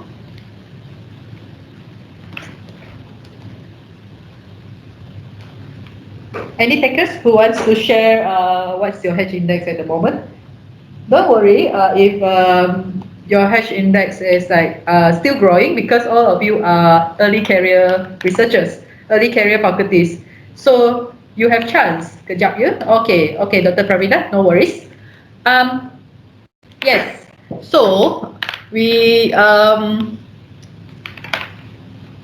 yeah. Hold on. Let me just I need to charge my battery. My battery is getting low now. Okay. Give me a second. I will just charge my battery. Everyone is very shy to share your own hash index.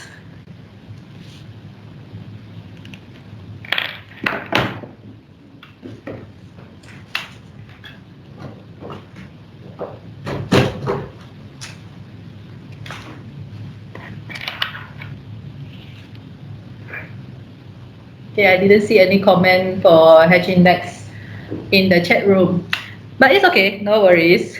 I guess because sometimes, right, when you are suddenly being asked what is your hash index, and you will be like, not sure, not really know, yeah, unless you check in the system, or for your CV, like UM ones, you can check on Expert if there is a hash index column.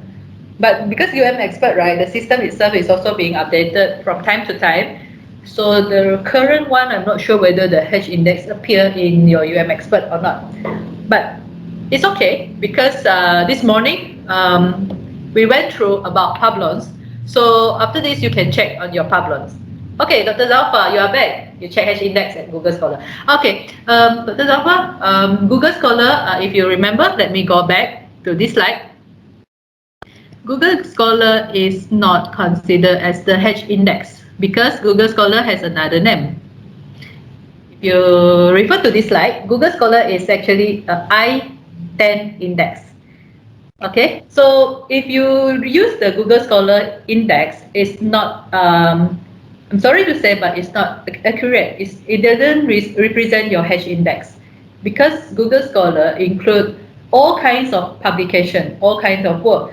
Oh yeah, Dr. Gu, if I'm not mistaken, Google Scholar might count your book chapters in the Google Scholar index.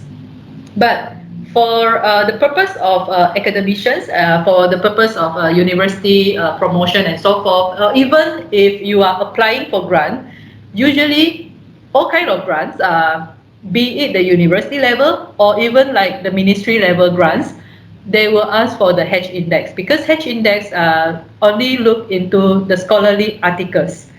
Okay, whether you publish in the ISI, the Web of Science ISI, or the Scopus papers.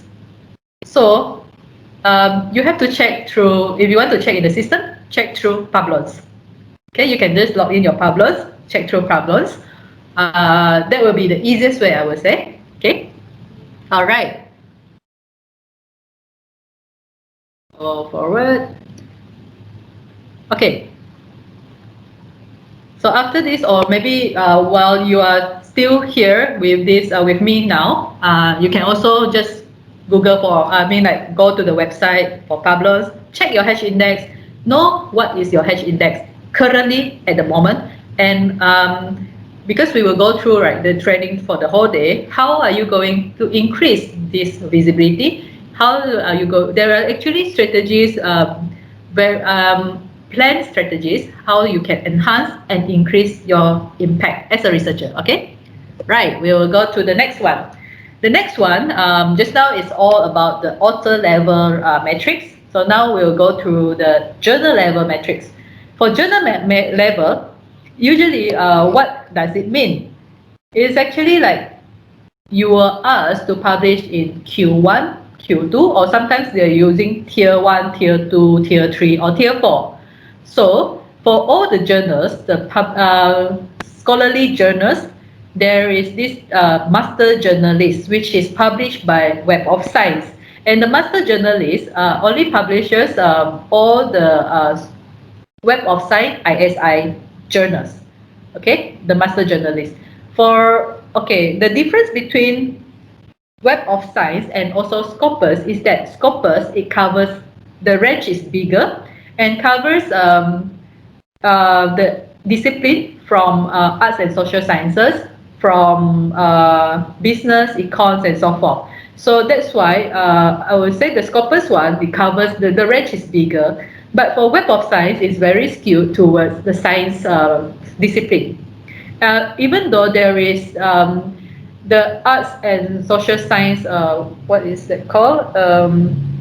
There is one index for the arts and humanities under Web of Science for tier 1, tier 2. That's why you have the journals for, say, for example, for cultural arts or even for language.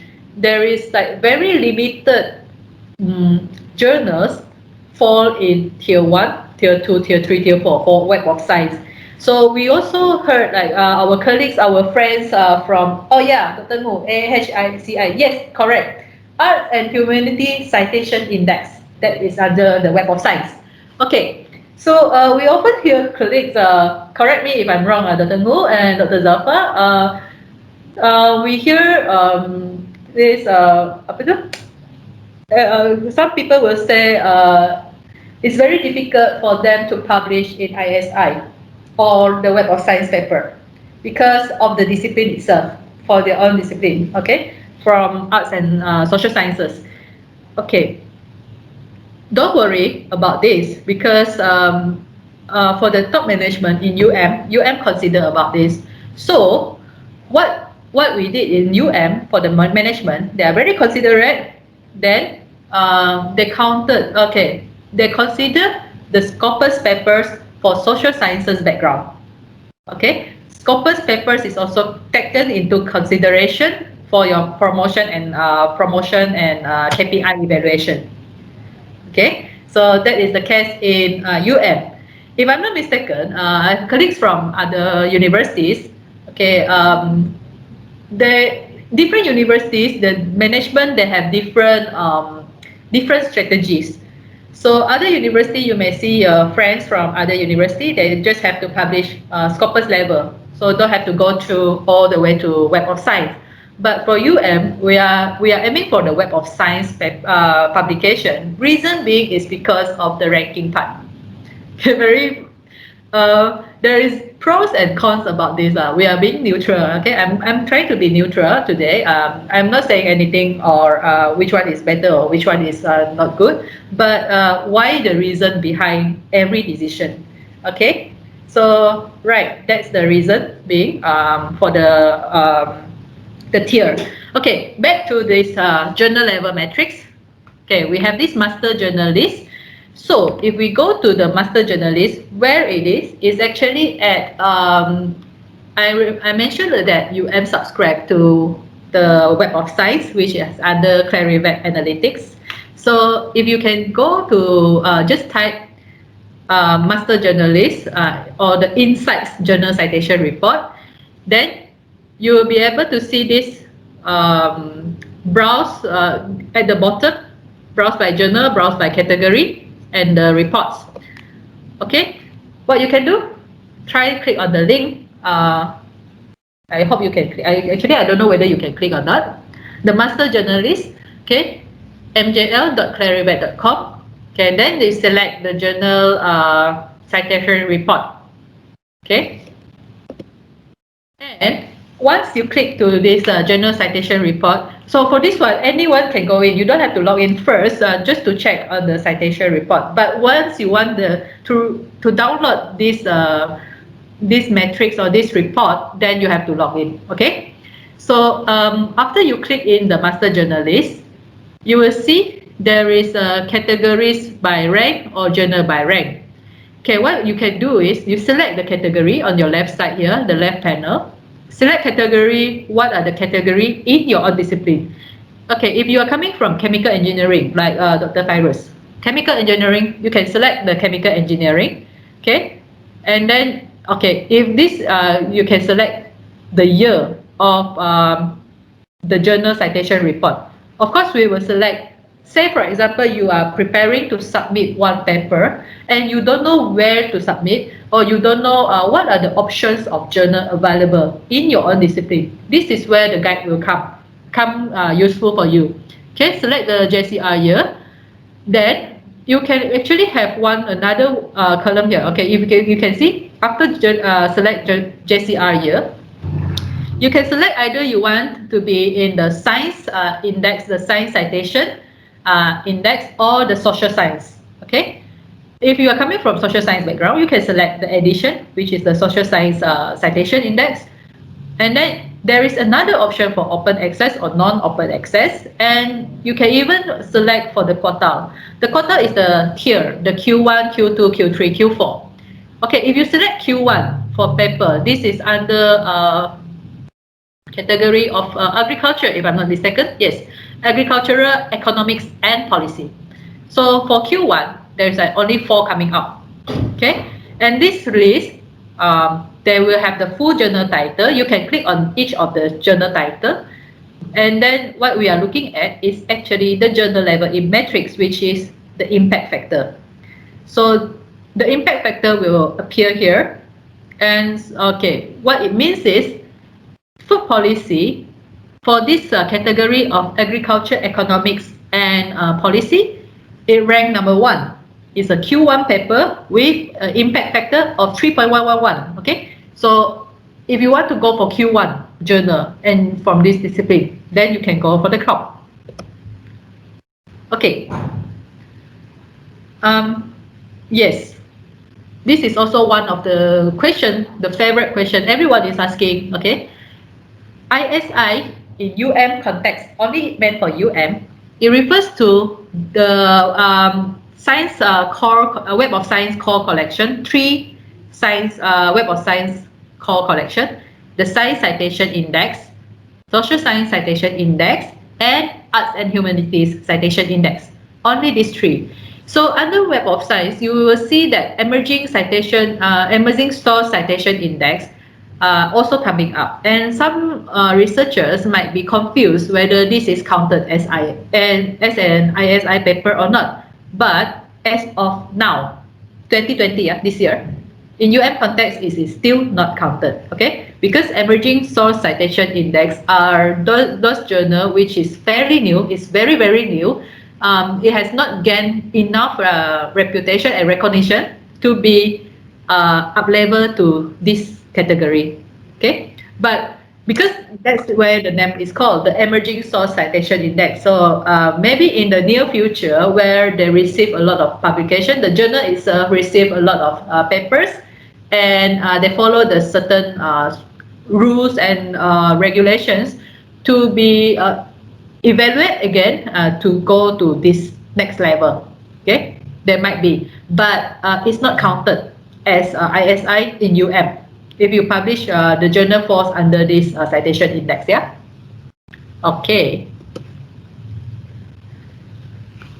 So impact factors varies by subject field. Some impact factors, some journals, say for example medicine, you have that the nature or living code, is it? Anyone from medicine here? There's one, what's it? Nature, science. I'm from medicine. Yeah, pardon? Okay, doctor, you remember what's the, there is one journal which is tier 1 in medicine. What is it called? Can you recall? I can't remember. So, living code, no. Well, it's okay, never mind. All right, what I want to say here is that the impact factor varies by subject field. So you will see that in life sciences, sometimes the journal impact factor can go all the way to 30, 40 impact factor. Okay, say for example, Nature for science, it goes, the impact factor is around 38, 40 something. But compared to social sciences, where even though it's tier 1, the impact factor is only like 2, 3, but it's actually tier 1 in this area. So what's the moral of the story? Moral of this is that you only compare impact factors within the subject area. So you don't compare the impact, the numbers itself, right? It's only meaningful for your own area. So you can't compare the journal which falls under maths to a journal falls under life sciences. The number doesn't mean anything if it's different. You cannot compare an apple with an orange. So, oh yes, the virus Lancet, yes, correct. Thank you. I can't remember this name. Lancet, yes. Lancet is one of the top journal in medicine with like 50 plus impact factor, and usually all those new, say for example now COVID vaccine developed or anything, it will go to Lancet with a very high impact factor because everyone is looking is referring to it, policymakers, governments, pharmaceutical companies, not only the researchers. So they are all referring to this journal for information. Hence, the impact factor is very, very high. They are very impactful. But it doesn't mean that the numbers, right? Say if you only can publish in your area is a social science or a maths. I'm coming from applied statistics and in health sciences. So the maths journal usually is very, very small. It's like tier one journals is only like 1 point something impact factor. Why? It's because of the discipline of the subject itself. Okay, so yes, don't compare the impact factors inter subjects, but only within your own subject. Okay, all right. Just now we are talking we go through all the quantitative ones, which is like the author level, the H index, the citation count, impact factors, and so forth. So nowadays there is actually another alternative metrics called odd metrics. Okay, the example is like impact story, odd metric itself, or plum analytics. You might notice that some of the journal paper, say for example for plum analytics, journal publishes under the PubMed Central or PLOS, okay, PLOS, and then even like Scopus, journals under Scopus, they have this icon, if you can see this icon, the plum analytics, to count the odd metrics, alternative matrices. What are odd metrics? Okay, odd metrics is actually the matrices used for the social web, like your download counts, the page view, the mentions, social media, blogs, and so forth. It's actually to measure the amount of attention that an article received in the society. So, odd metrics is not the count for the professional ones, but it's actually the public, from public, which means that the odd metrics is actually a complementary to the traditional metrics. It's not an alternative, but it's actually complementary. So what it means here is that if, let's say, your work, which is like maybe from a chemistry background and published in a journal, and then the plum analytics shows that this work of yours received some amount of attention, okay, which means that people are actually talking about your work. They might blog it, okay, they can share it in their social media, in their Twitter, in Facebook, talk about your work, or even like news article might be like saying that, oh, so and so publishers in this chemistry found about these new findings. Okay, so this is the amount of attention you receive for your work. Why it is important is because it helps to build your impact as well. So you are not only receiving the impact, the measurable impacts, the quantitative impacts from the citation counts, from those like very the scholarly impacts, but also from the social media, from the society. Okay, right. I'll show you what's the impact metrics tracking. Okay, once you publish your work, before sharing it, okay, you might, okay, what I would say here, this one is where you publish, your publication is out. If you share it through press mentions, through Twitter, through some social media, this is just sharing. And some people, when they see it, they might want to download it into PDF downloads, blog, and so forth. And then there will be like, okay, this is like the work from yours. The practitioners or networking events that mention about your work, okay, here is how dissemination is coming in. So your work is being discussed in a debate or referred by journalists in the press and so forth.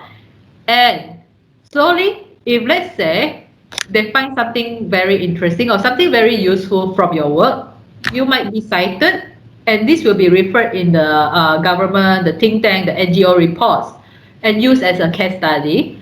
And slowly, if it is used as a case study, now you are as an academician, the member of corporate boards or the government advisory posts and so forth, and co-develop into professional taken into professional organizations.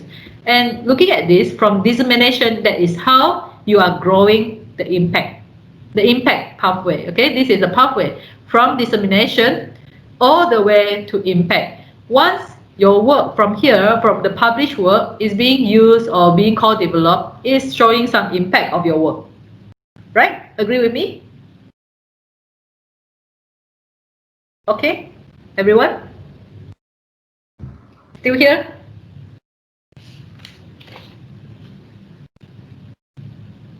Right? Or you want to disagree? Anyone? Would you like to just unmute yourself and say yes or no or anything?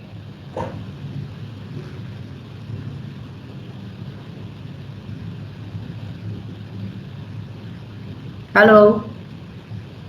Everyone? Anyone? Agree? What I just mentioned? Yes. Okay, thank you, Dr. Gu. Okay, yes. All right. So, yeah, that is the type of the impact matrix tracking, how you track. Thank you, Dr. Wana, and thank you, Dr. Yes. So, if we want to go for like the how to attract attention, okay, you can write. Okay, it's not being shared. Do you see the slide yet? Okay.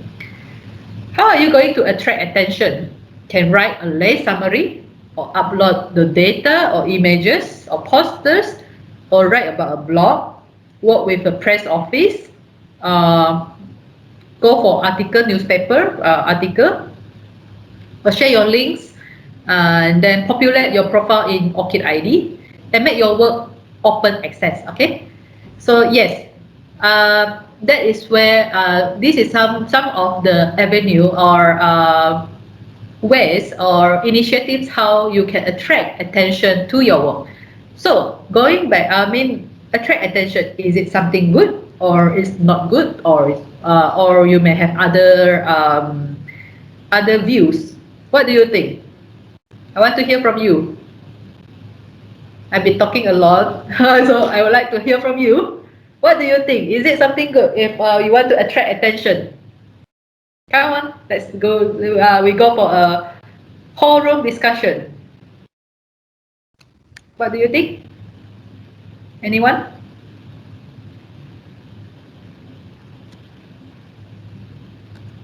Is attracting attention something good for a researcher, or you might think another way around?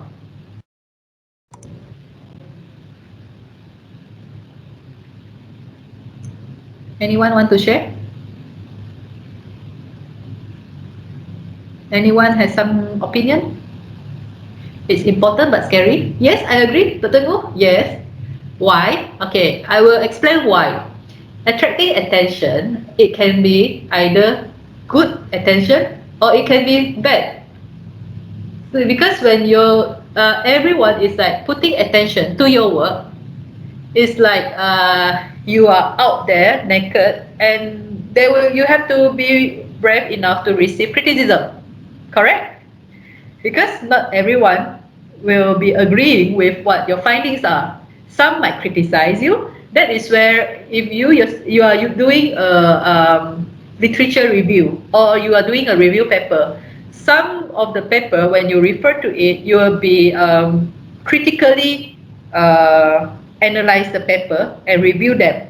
So it's not all the findings being published is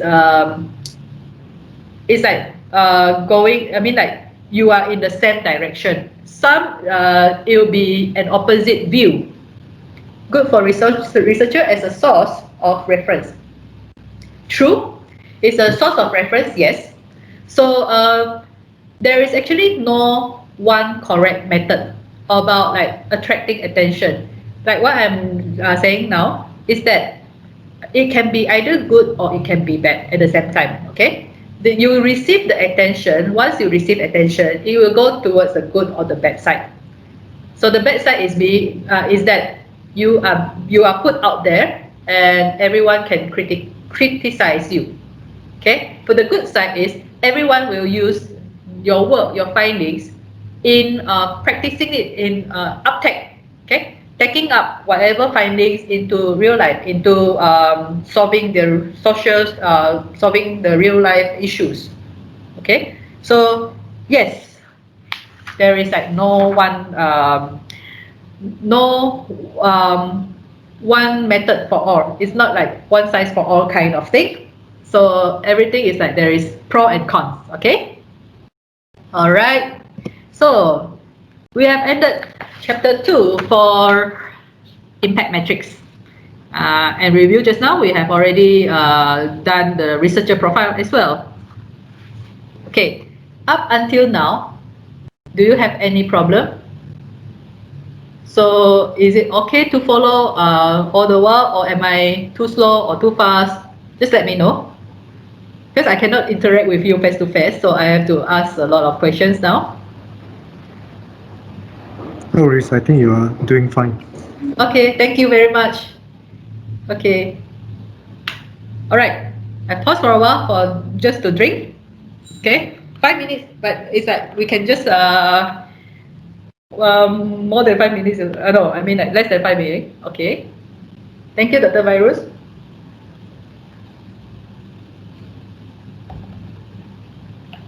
Okay. Overall, everyone can follow me, right? Instruction is all okay, right? Okay. Then we will continue.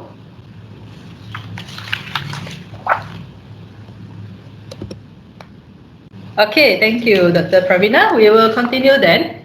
Where to publish? Okay, where to publish? So, all of us, we need to publish. And sometimes, right, okay, if you send to Journal A, then Journal A after 2 weeks or maybe after a month, come back with a comment, okay, your paper is being rejected. Then you have to figure out where to send next, right? So it's one of the questions that all the researchers will be asking. What are the journals available for publication? Where else can I send to publish? Okay, yes, Lancet, Nature, Science is all the top one for the science stream. But is there other journals that I can send as well? So yes, we will be going through where to publish. The important rules here is that when you are sending or you're submitting your papers, please send to only one journal at a time. I know there might be some myth going around saying that you are waiting, waiting for the decision whether or not this journal A is like accepting or rejecting your paper. But please bear in mind, please send to one journal at a time and don't send to several ones. Okay, this is like not choosing and waiting to choose the best one. So to send for publication, you have to be very mindful and you have to think about it first. So that is why it is important to select the journal carefully and be critical and honest when assessing your own work. Okay, don't submit to too high level for journal if you know that your work is not that novel. It's like whatever your discovery won't grant you a Nobel Prize, then don't go so high, but also don't submit to too low level and underestimate your performance, your research work. Okay, because I do notice that some of the researchers, in order to make sure that their papers is being accepted confirm acceptance, they will send for a Q4 Q4 or the tier 4 journals instead of going higher. So, of course, yes, you might be accepted in the Q4, but why not go higher when your work actually can receive a better, has a better opportunity to be published in a tier 2, tier 3, or even tier 1 paper if the work has enough credit of it.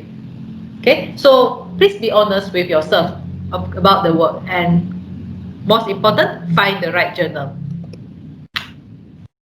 Okay. I know maybe some of you has went through Prof. Ng Kwan Hong, who has shared about ethics in scholarly publication. So I would share in detail, but this is just some of the tips about ethics in scholarly publication. Okay, research ethics. So simply to put, plagiarize is actually a theft. It's like if anyone did some plagiarism work, the type of plagiarism can be secondary source or duplication, paraphrasing, verbatim, replication, or unethical collaboration, misleading, and so forth. You can see in this diagram here, there are all the types of plagiarism. So if anyone is involved in the plagiarism, they are committing a theft. They are the thieves. Okay. What are the consequences of retraction? Once you are caught to be plagiarized, the consequences is no. The result will be retract. Paper being retract. What are the consequences? In future, if you want to submit manuscript, there will be rejection. Okay, there will be copyright infringement. Okay, you might be having like legal sue. Okay, lawsuit and so forth. Mistrust among colleagues. Okay, publication ban, and finally, reputation is affected. Okay, when we are talking about building your impact as a researcher, reputation is very, very important. So if so happen that the paper is being retracted, your reputation as a researcher, as a scientist, is already affected. Okay. Now, activity time. All right. So initially, because when I was preparing all this slide, I put into divide into groups. But because our team here, our group is manageable, all of you, we can just have one big group with me being facilitating. So discuss the case study. How are we? Where is the case study? Okay, go back to the files, initial file. Let me see. Okay, I stop sharing for this one.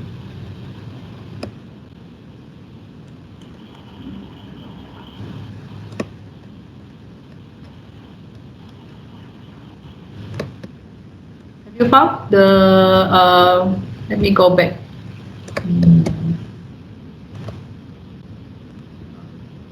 I'm having some problem here. Stop presenting. All right.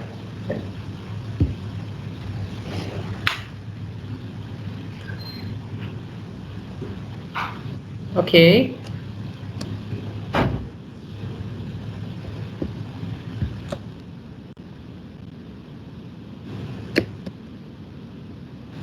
Let's go back to, where is it?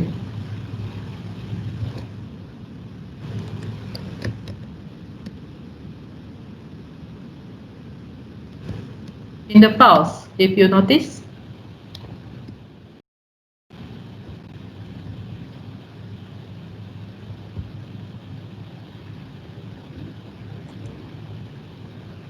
Found case study.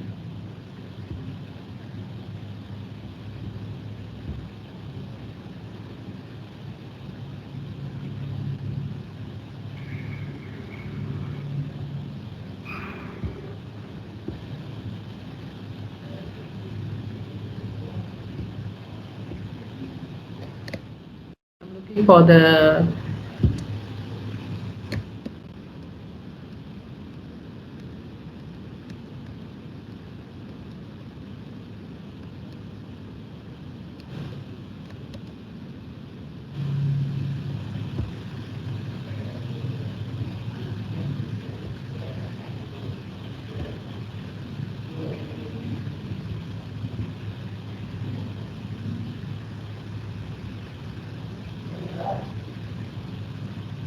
Okay, I've already uploaded the case study in files in the course material. You can open the file, the course material.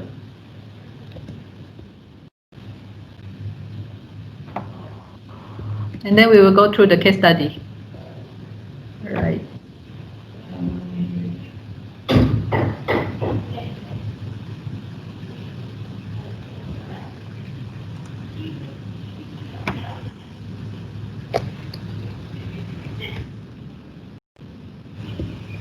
Then never mind, I will just put up my folder.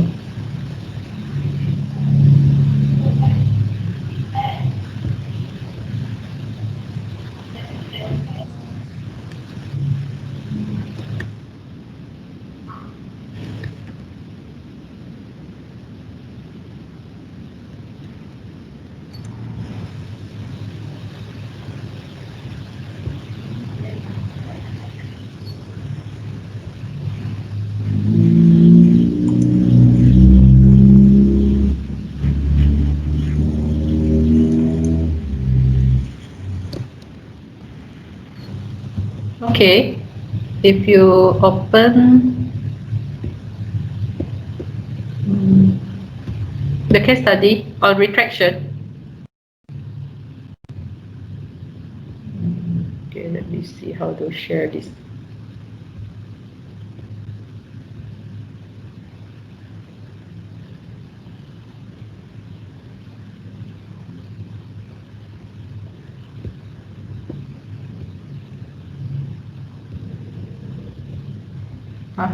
Okay, from right.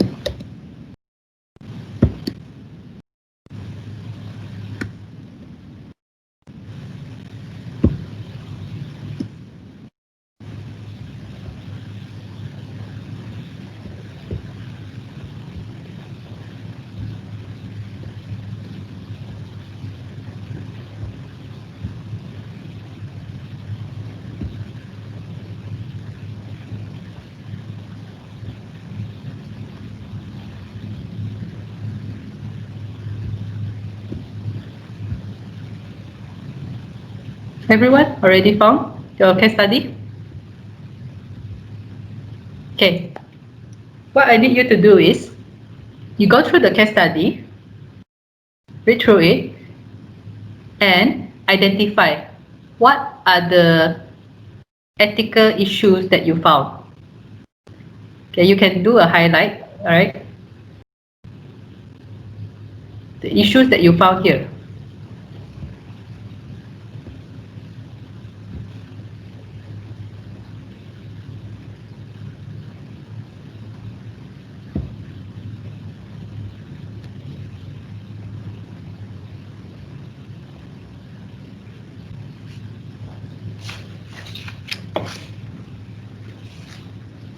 What are the ethics on scholarly publication?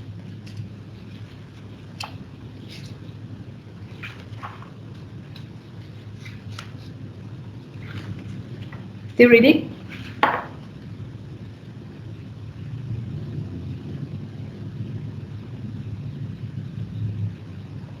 Everyone okay?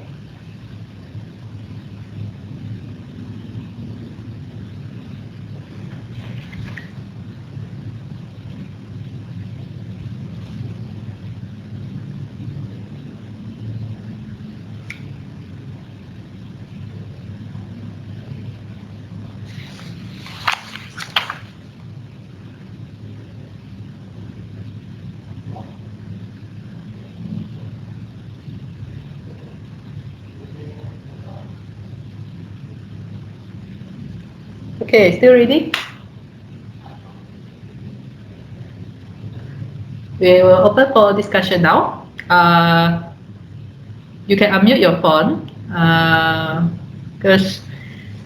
or you prefer me to call one by one? Which one you prefer? Okay. Listening for the participation.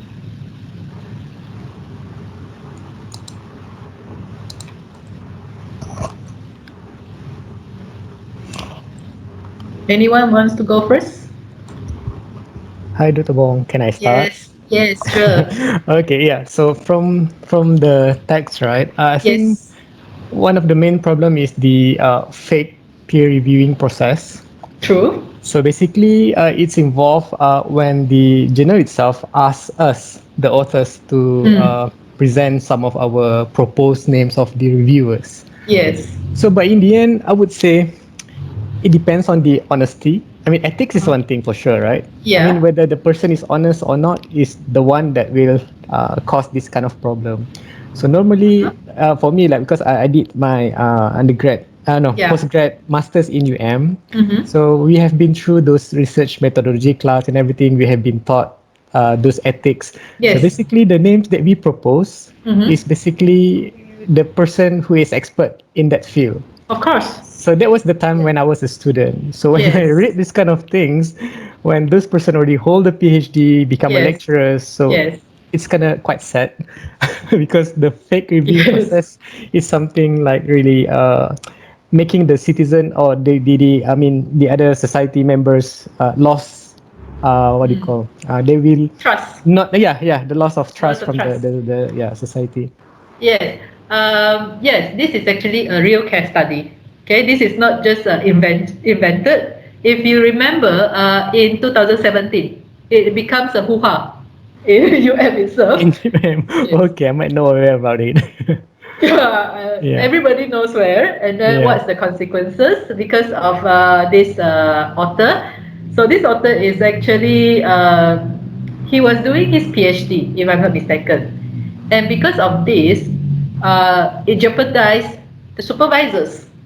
So Yeah. all of you here, you are researchers, you are lecturers, you have students, and then please please be careful and please go through your students' work. This is one of the example of supervisors trusting students too much, or maybe the example is students are nowadays too brilliant. They go along the way. Okay. Thank you very much, Dr. Cyrus. All right. Okay. No. Okay, all right. That's the first one that you found. Okay, what else? What other ethical issues that you found here?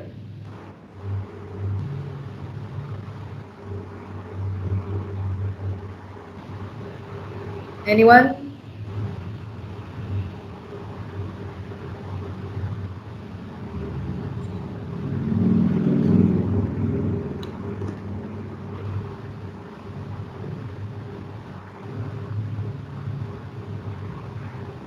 Please feel free to unmute yourself. Let me see. Okay. Right. Everybody is like so quiet, so shy. Though sometimes it's good because hiding behind camera, right?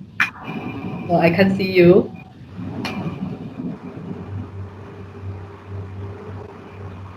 Can I add? Yeah, sure. Okay, I Yes. think another issue is they duplicate.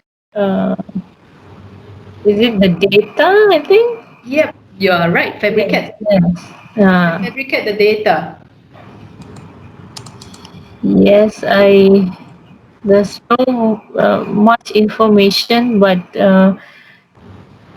reuse any the condition. Yeah, I think they duplicated images from somebody's. Yes. Yes.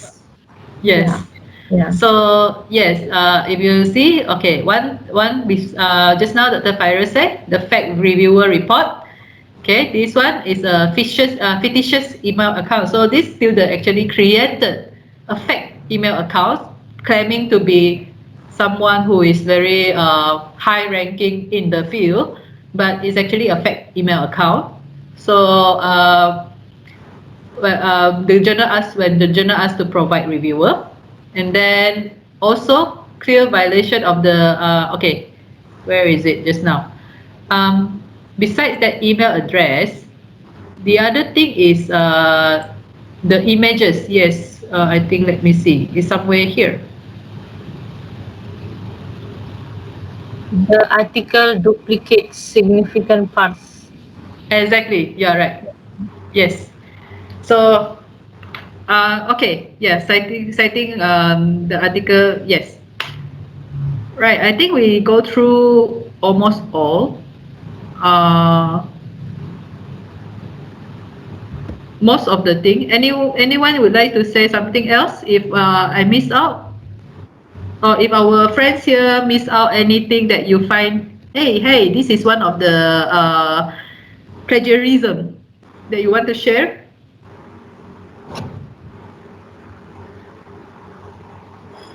Is there?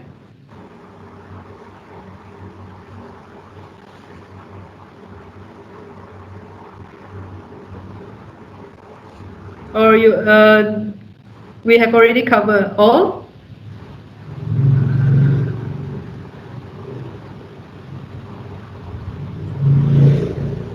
Okay. All right.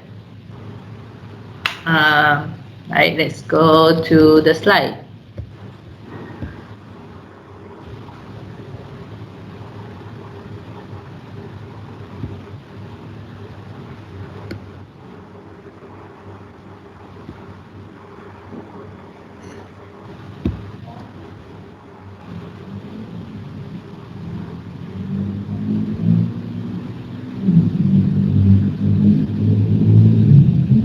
Let me share the slide.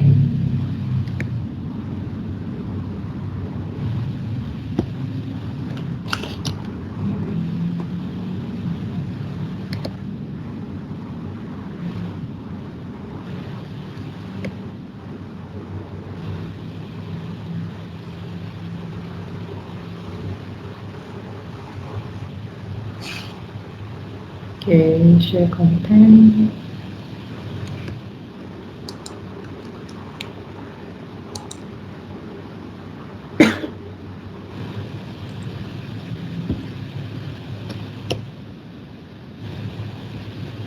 Come is not coming out.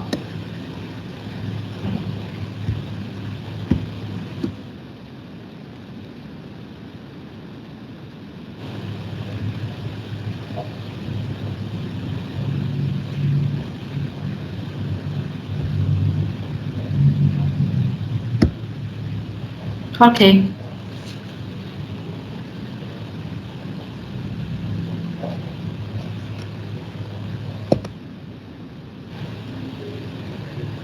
All right.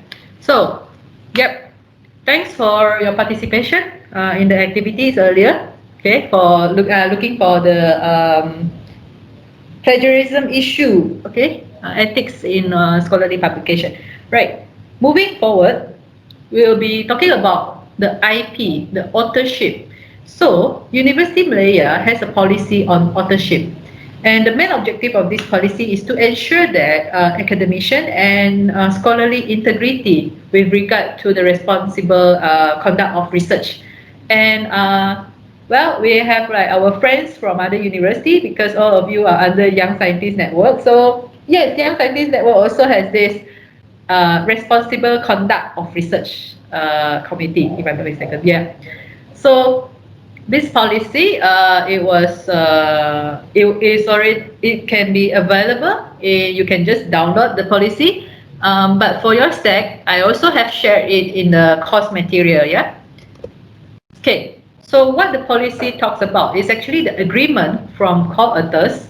All the co-authors, when you are doing a publication together, when you are working on a paper together on the authorship, who is the first author, who is the corresponding author, okay, how you rank your authorship, and recognition of other contributions. Say, for example, maybe you involve some agencies or someone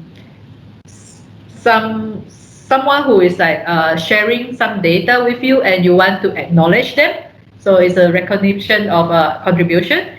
You want to acknowledge the sponsors, and now I think in it is compulsory. You must mention which funding actually supports the research when you do the publication, when you want to publish, and finally declare of any conflict of interest.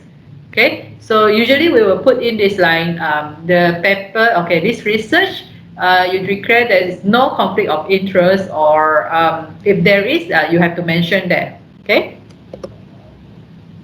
Okay, so Where to publish? Because sometimes, right, you will come across predatory publishers, which they produce public journals and books and in a very short time, but they are not. They don't actually go through peer review process. Okay, they pose as a legitimate open access publication, often charges a fees, and if you sometimes, right, you might not be aware falling into this trap. So that's why there is a shark there. Okay, the predatory publishers. All right, so now I'm going to play a very short video, a clip for this where to publish, how you should think, and then check and submit. Okay, let's watch the video.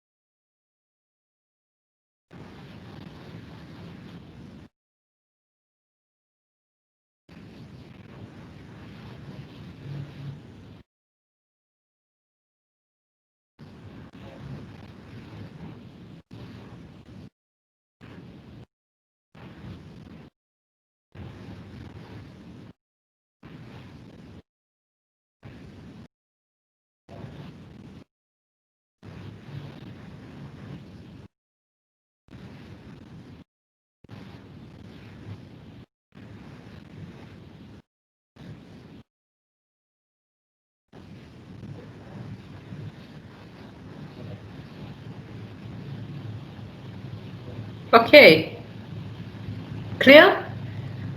Think everybody can you listen to the sound just now? It's playing clearly, right? No sound, unfortunately. No sound? Seriously? All right. Wait, because I can hear from my computer here.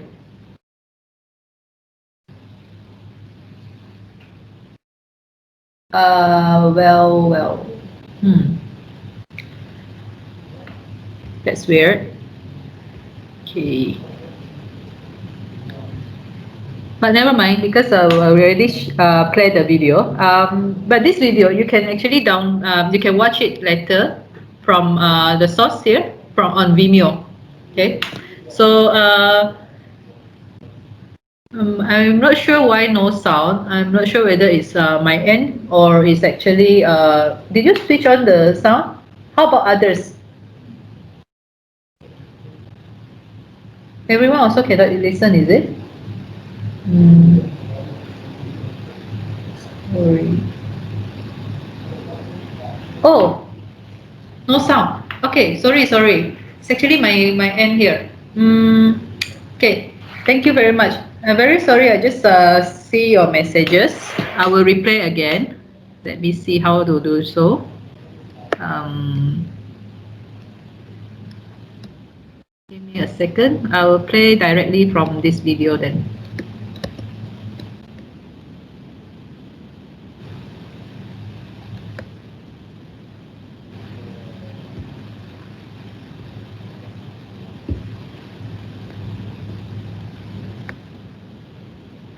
Hold on. Let me go to the video itself.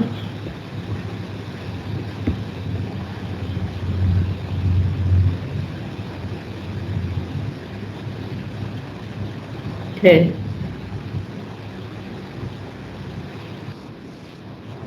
Any sound?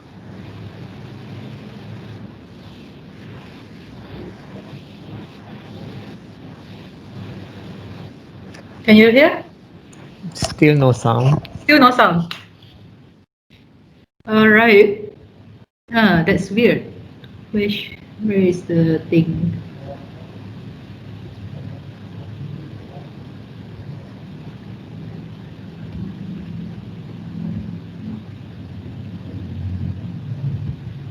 I actually don't know how come there is no sound because I already switched on my speaker.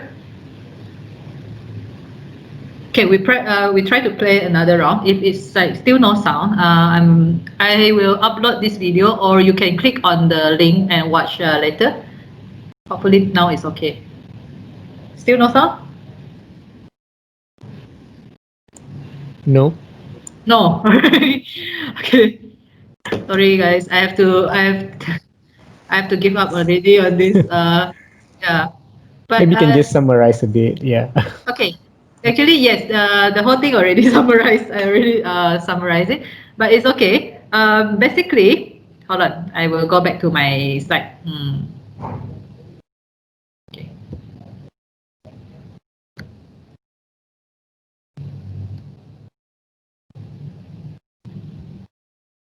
Stop sharing.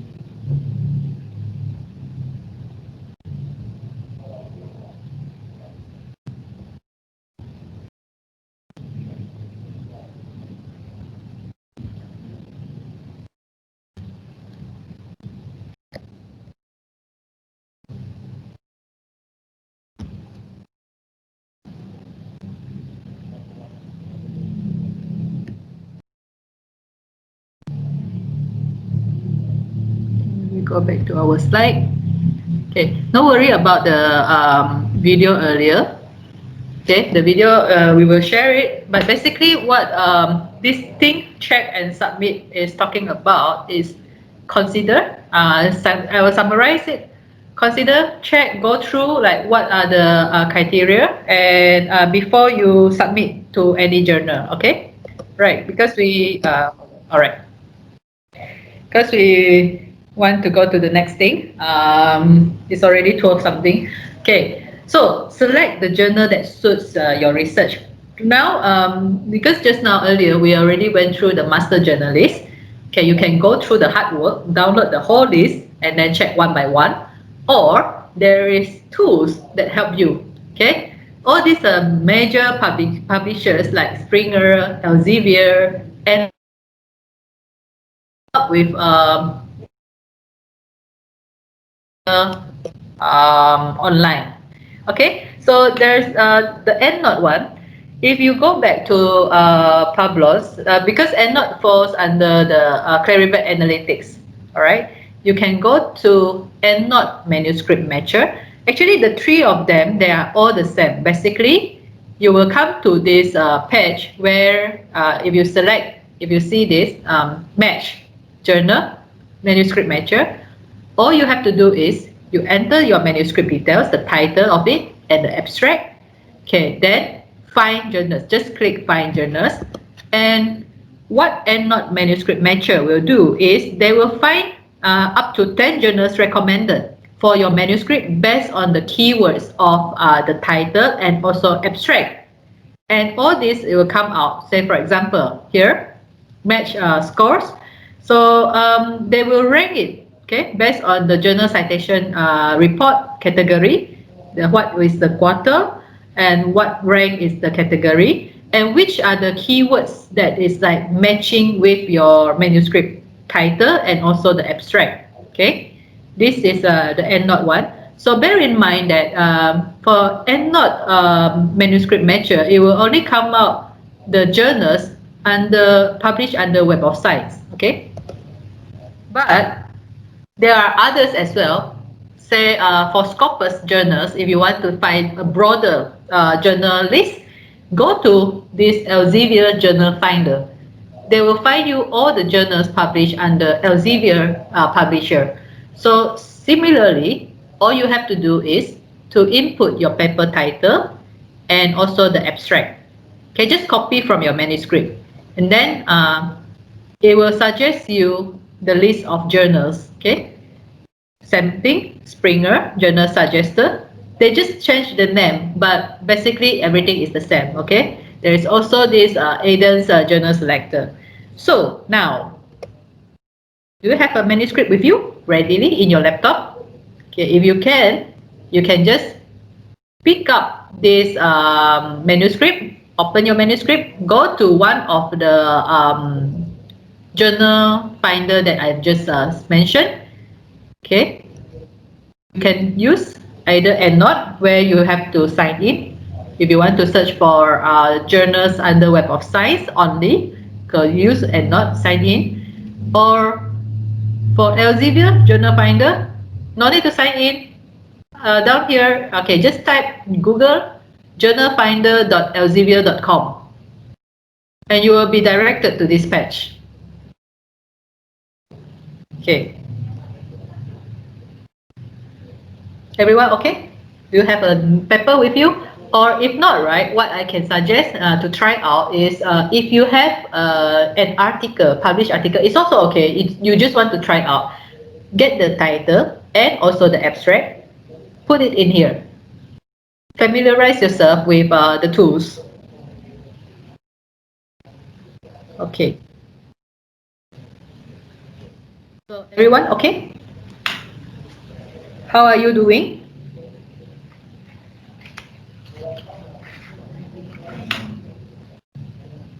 How's everyone doing?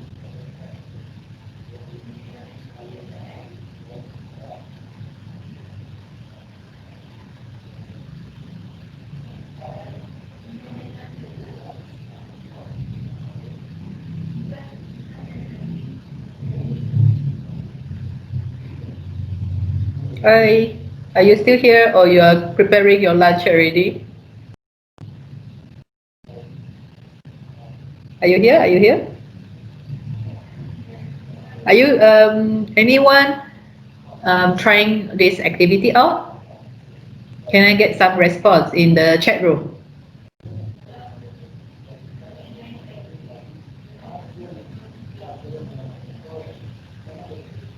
Or if you can just unmute yourself for a while and you can talk to me now. Anyone?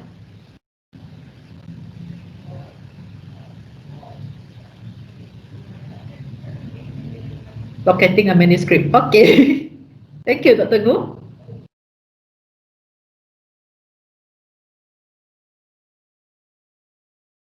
Who else? What I would like to get is here. If you can just share, if you have already tried, because I can't see you, so I'm not sure whether you go through the exercise. Okay, if only we have a face-to-face session, then it will be great. But never mind. With the current situation, it's also a great thing because we have friends from other university who can join us here now.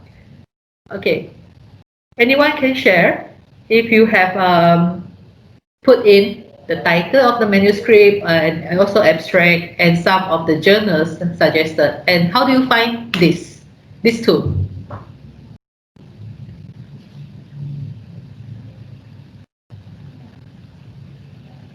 Can I get some response?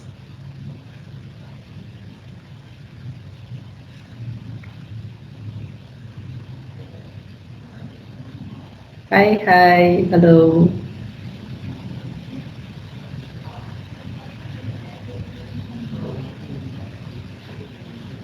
Some response, please. Anyone who has already tried out this tool? The three tools: the EndNote Matchmaker, or the Elsevier Journal Finder, or the Springer Journal Suggester.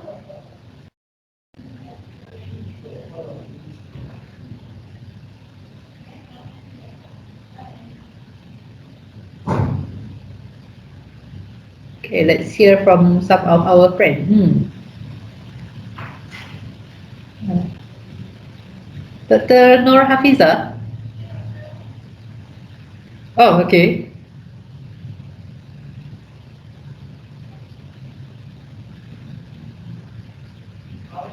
Nur Hafiza. All right.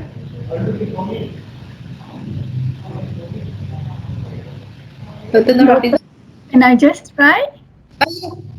Before, because I have to leave in 10 minutes really. Oh, sure. Uh-huh. No worries. Okay, this is the title of my paper. I have done the journal finder, and I think I find one which exactly, not to say exactly, perhaps it has some relation to what I'm doing now. Okay. My paper is titled "The Impact of Bauxite Mining All on right. Quality in Kuantan Pahang." Okay, let's hear from you. When you are using this journal finder, the tools just now, Yes. does it assist you in finding where you want to publish? How is the tool? The tools is okay, but it asked me 3 times about the background of my research. Okay. I 3 times round, so I have to fill in. Yeah. Yeah. Okay. All Okay. right. So Yes. thank you, Dr. Hafiza. Nur Hafiza. So yes, you try and then you will see how it is like, how the tools will help you save your time to look for some where you can publish the journal. Okay. Next, we will go to. I will try to cover another 2 more chapters before we go for lunch break, because this two actually is quite short. Okay, how to get found, right? So I know it's like 12:50 now, and you can't wait for your lunch break. Okay, I promise you it will be. I will finish it before by 12:30 the latest. Okay, for lunch break. Okay, get found. If I hope you are familiar with search engine optimization, the SEO. So search engine optimization, it maximizes discoverability, okay, and we take metadata seriously. So what it means, what is it about search engine optimization? So the search engine optimization, which means that you are trying to increase the access to your article, okay, to your article, which will help, hopefully will increase the number of downloads, which will link to the increase of citation, and lastly the impact. Okay, so what are we trying to do here is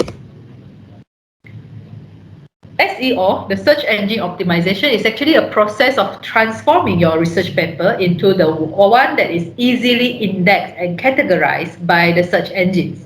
Okay, let's do this. Okay, you have one product here.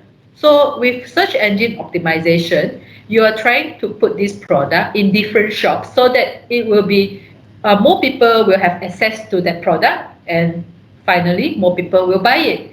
So, in other words, you're trying to have your articles to put it in different platforms. So, when people trying to search for, say, for example, just now Dr. Nur Hafiza was saying that, Dr. Wanda, say something. Dr. Muzawana, do you want to say something? Sorry.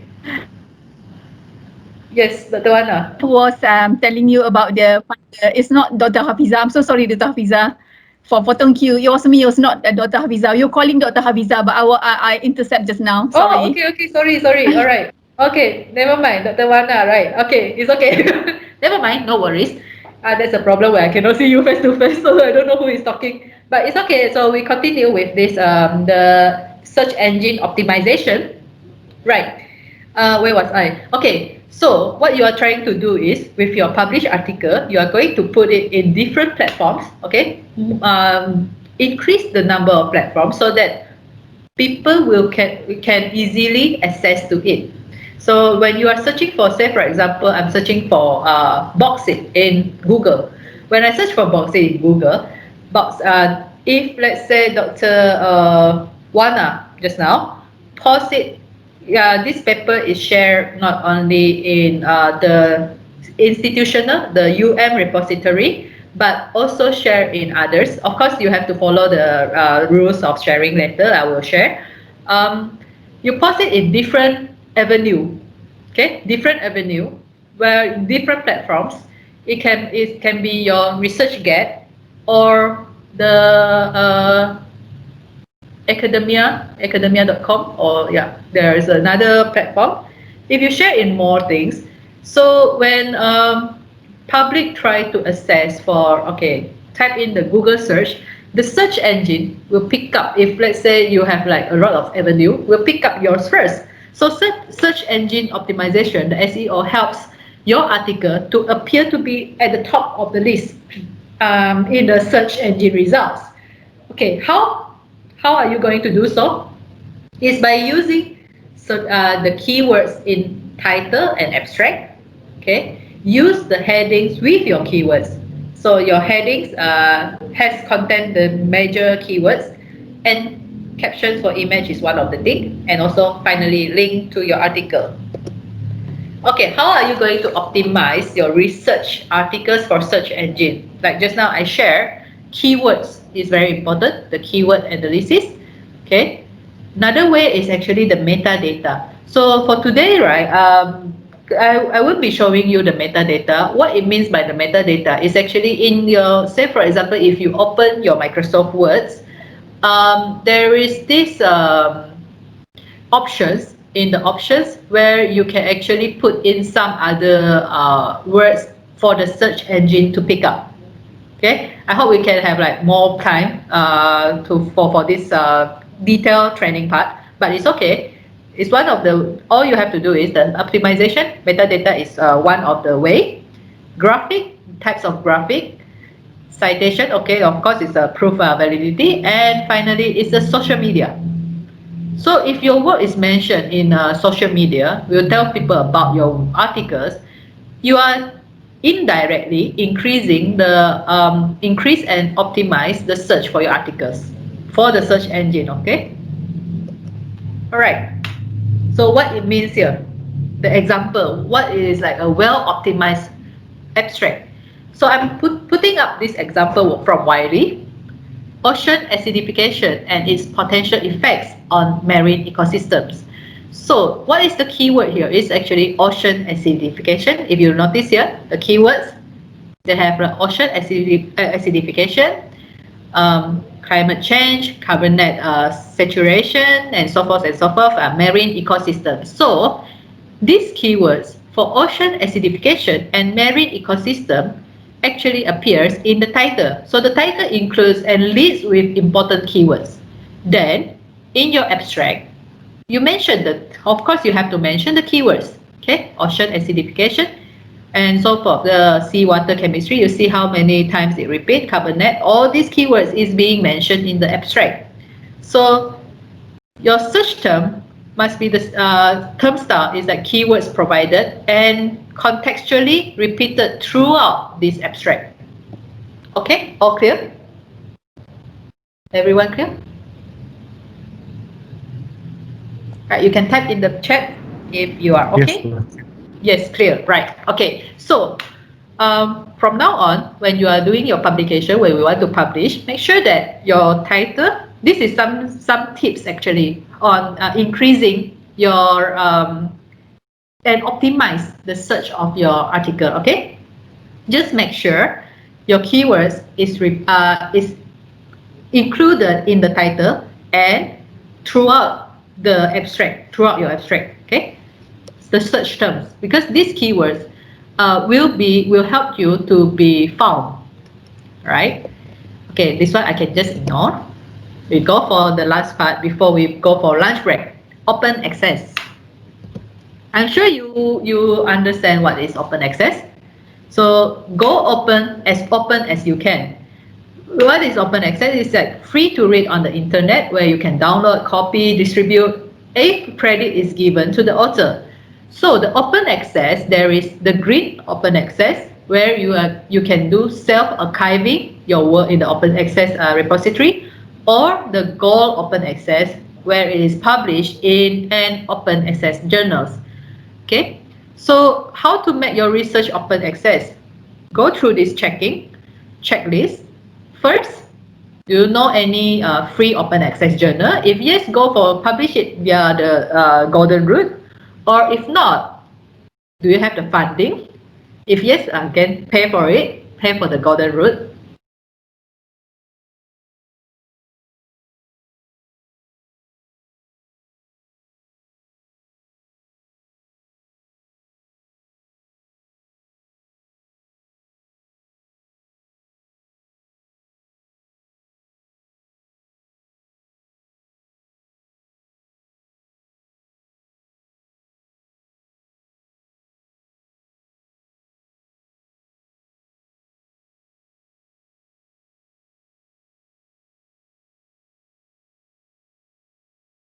Now.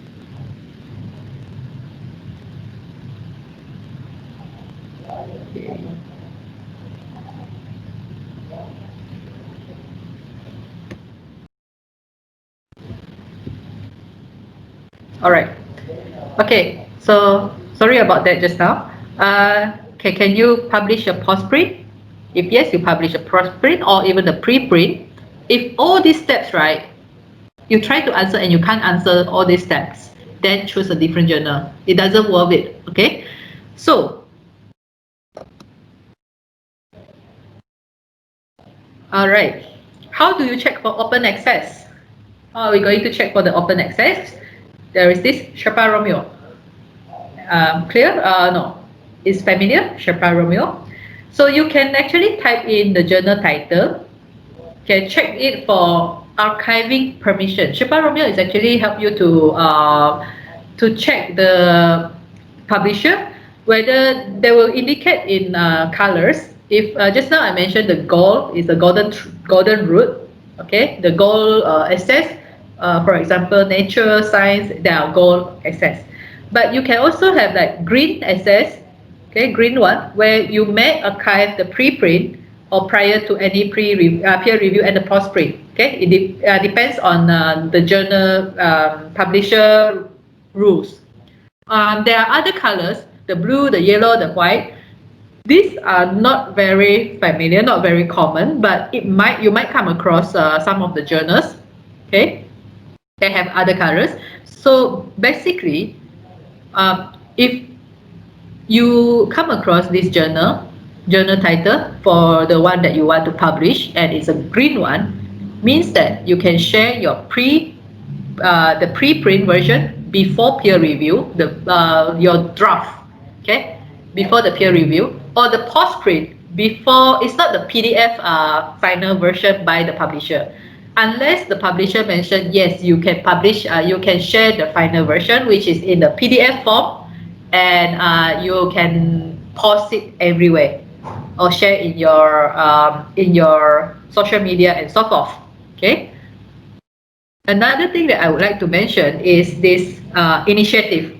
So this is a new one. It's a Malaysia Open Science Platform, MOSP. This is actually spearheaded by Academy of Sciences Malaysia, and it will be piloted, will embark in the 5 research universities, UPM, USM, UKM, and UTM. So MOSP focus on the national policy and guidelines and also capacity building and so forth.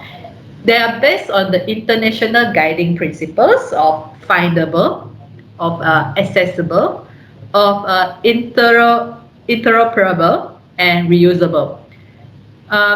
Because right, the rationale of it is to have a more responsible science and a democratized science, okay, where you can maximize research management, maximize the data utility, and finding solution to global, like big data analytics. Okay, so the Malaysian Open Science Platform, it helps to enhance collaboration, affording collaboration. It affords opportunities, increase, okay, let's see, yeah, increase research visibility and discoverability through this open science platform. Why I'm putting in the Malaysian Open Science Platform in this today's session is that all of you are aware of this initiative. It just started, so there is the plan is to go beyond 10 to 15 years. Okay, which means that Malaysia is embarking on the journey for open science. To share your publication, to go as open as you can. Everybody can access to your papers and so forth. There are other benefits like value for money, compliance with the institutional and funders mandates, and then evidence-based policy decision and so forth. Apply for research findings and others. Yeah. So, what is in the future is, besides this research discovery platform and research collaboration platform, because we are going for open innovation features. Okay, you can read more, you can explore more for this MOST initiative. And also there is this iConnect, which is the Malaysia Collaborate Network for Innovation, besides the open science. Yeah. Okay, so we are going for lunch break, and I'm on time, 12:30. Okay, everyone, we will break for lunch. By 2 o'clock, I think 1:45, 1:50, you can start coming in. Okay, by 2, we will continue our training today. So this afternoon, there will be another, let me see, another 3 topics to cover. And these 3 topics is very interesting. So come back, and then I hope to see you this afternoon after lunch break. Now, please go for lunch, enjoy your lunch, and see you later at 2 o'clock. Okay, before I close, for this morning, do you have any question would you like that you want to ask? Any questions? Anything not clear?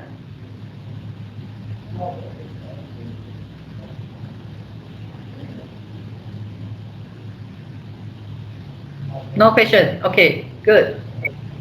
Others?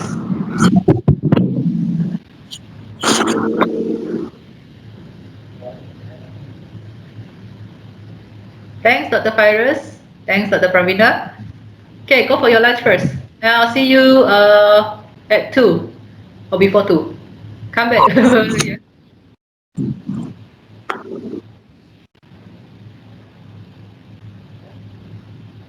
All right.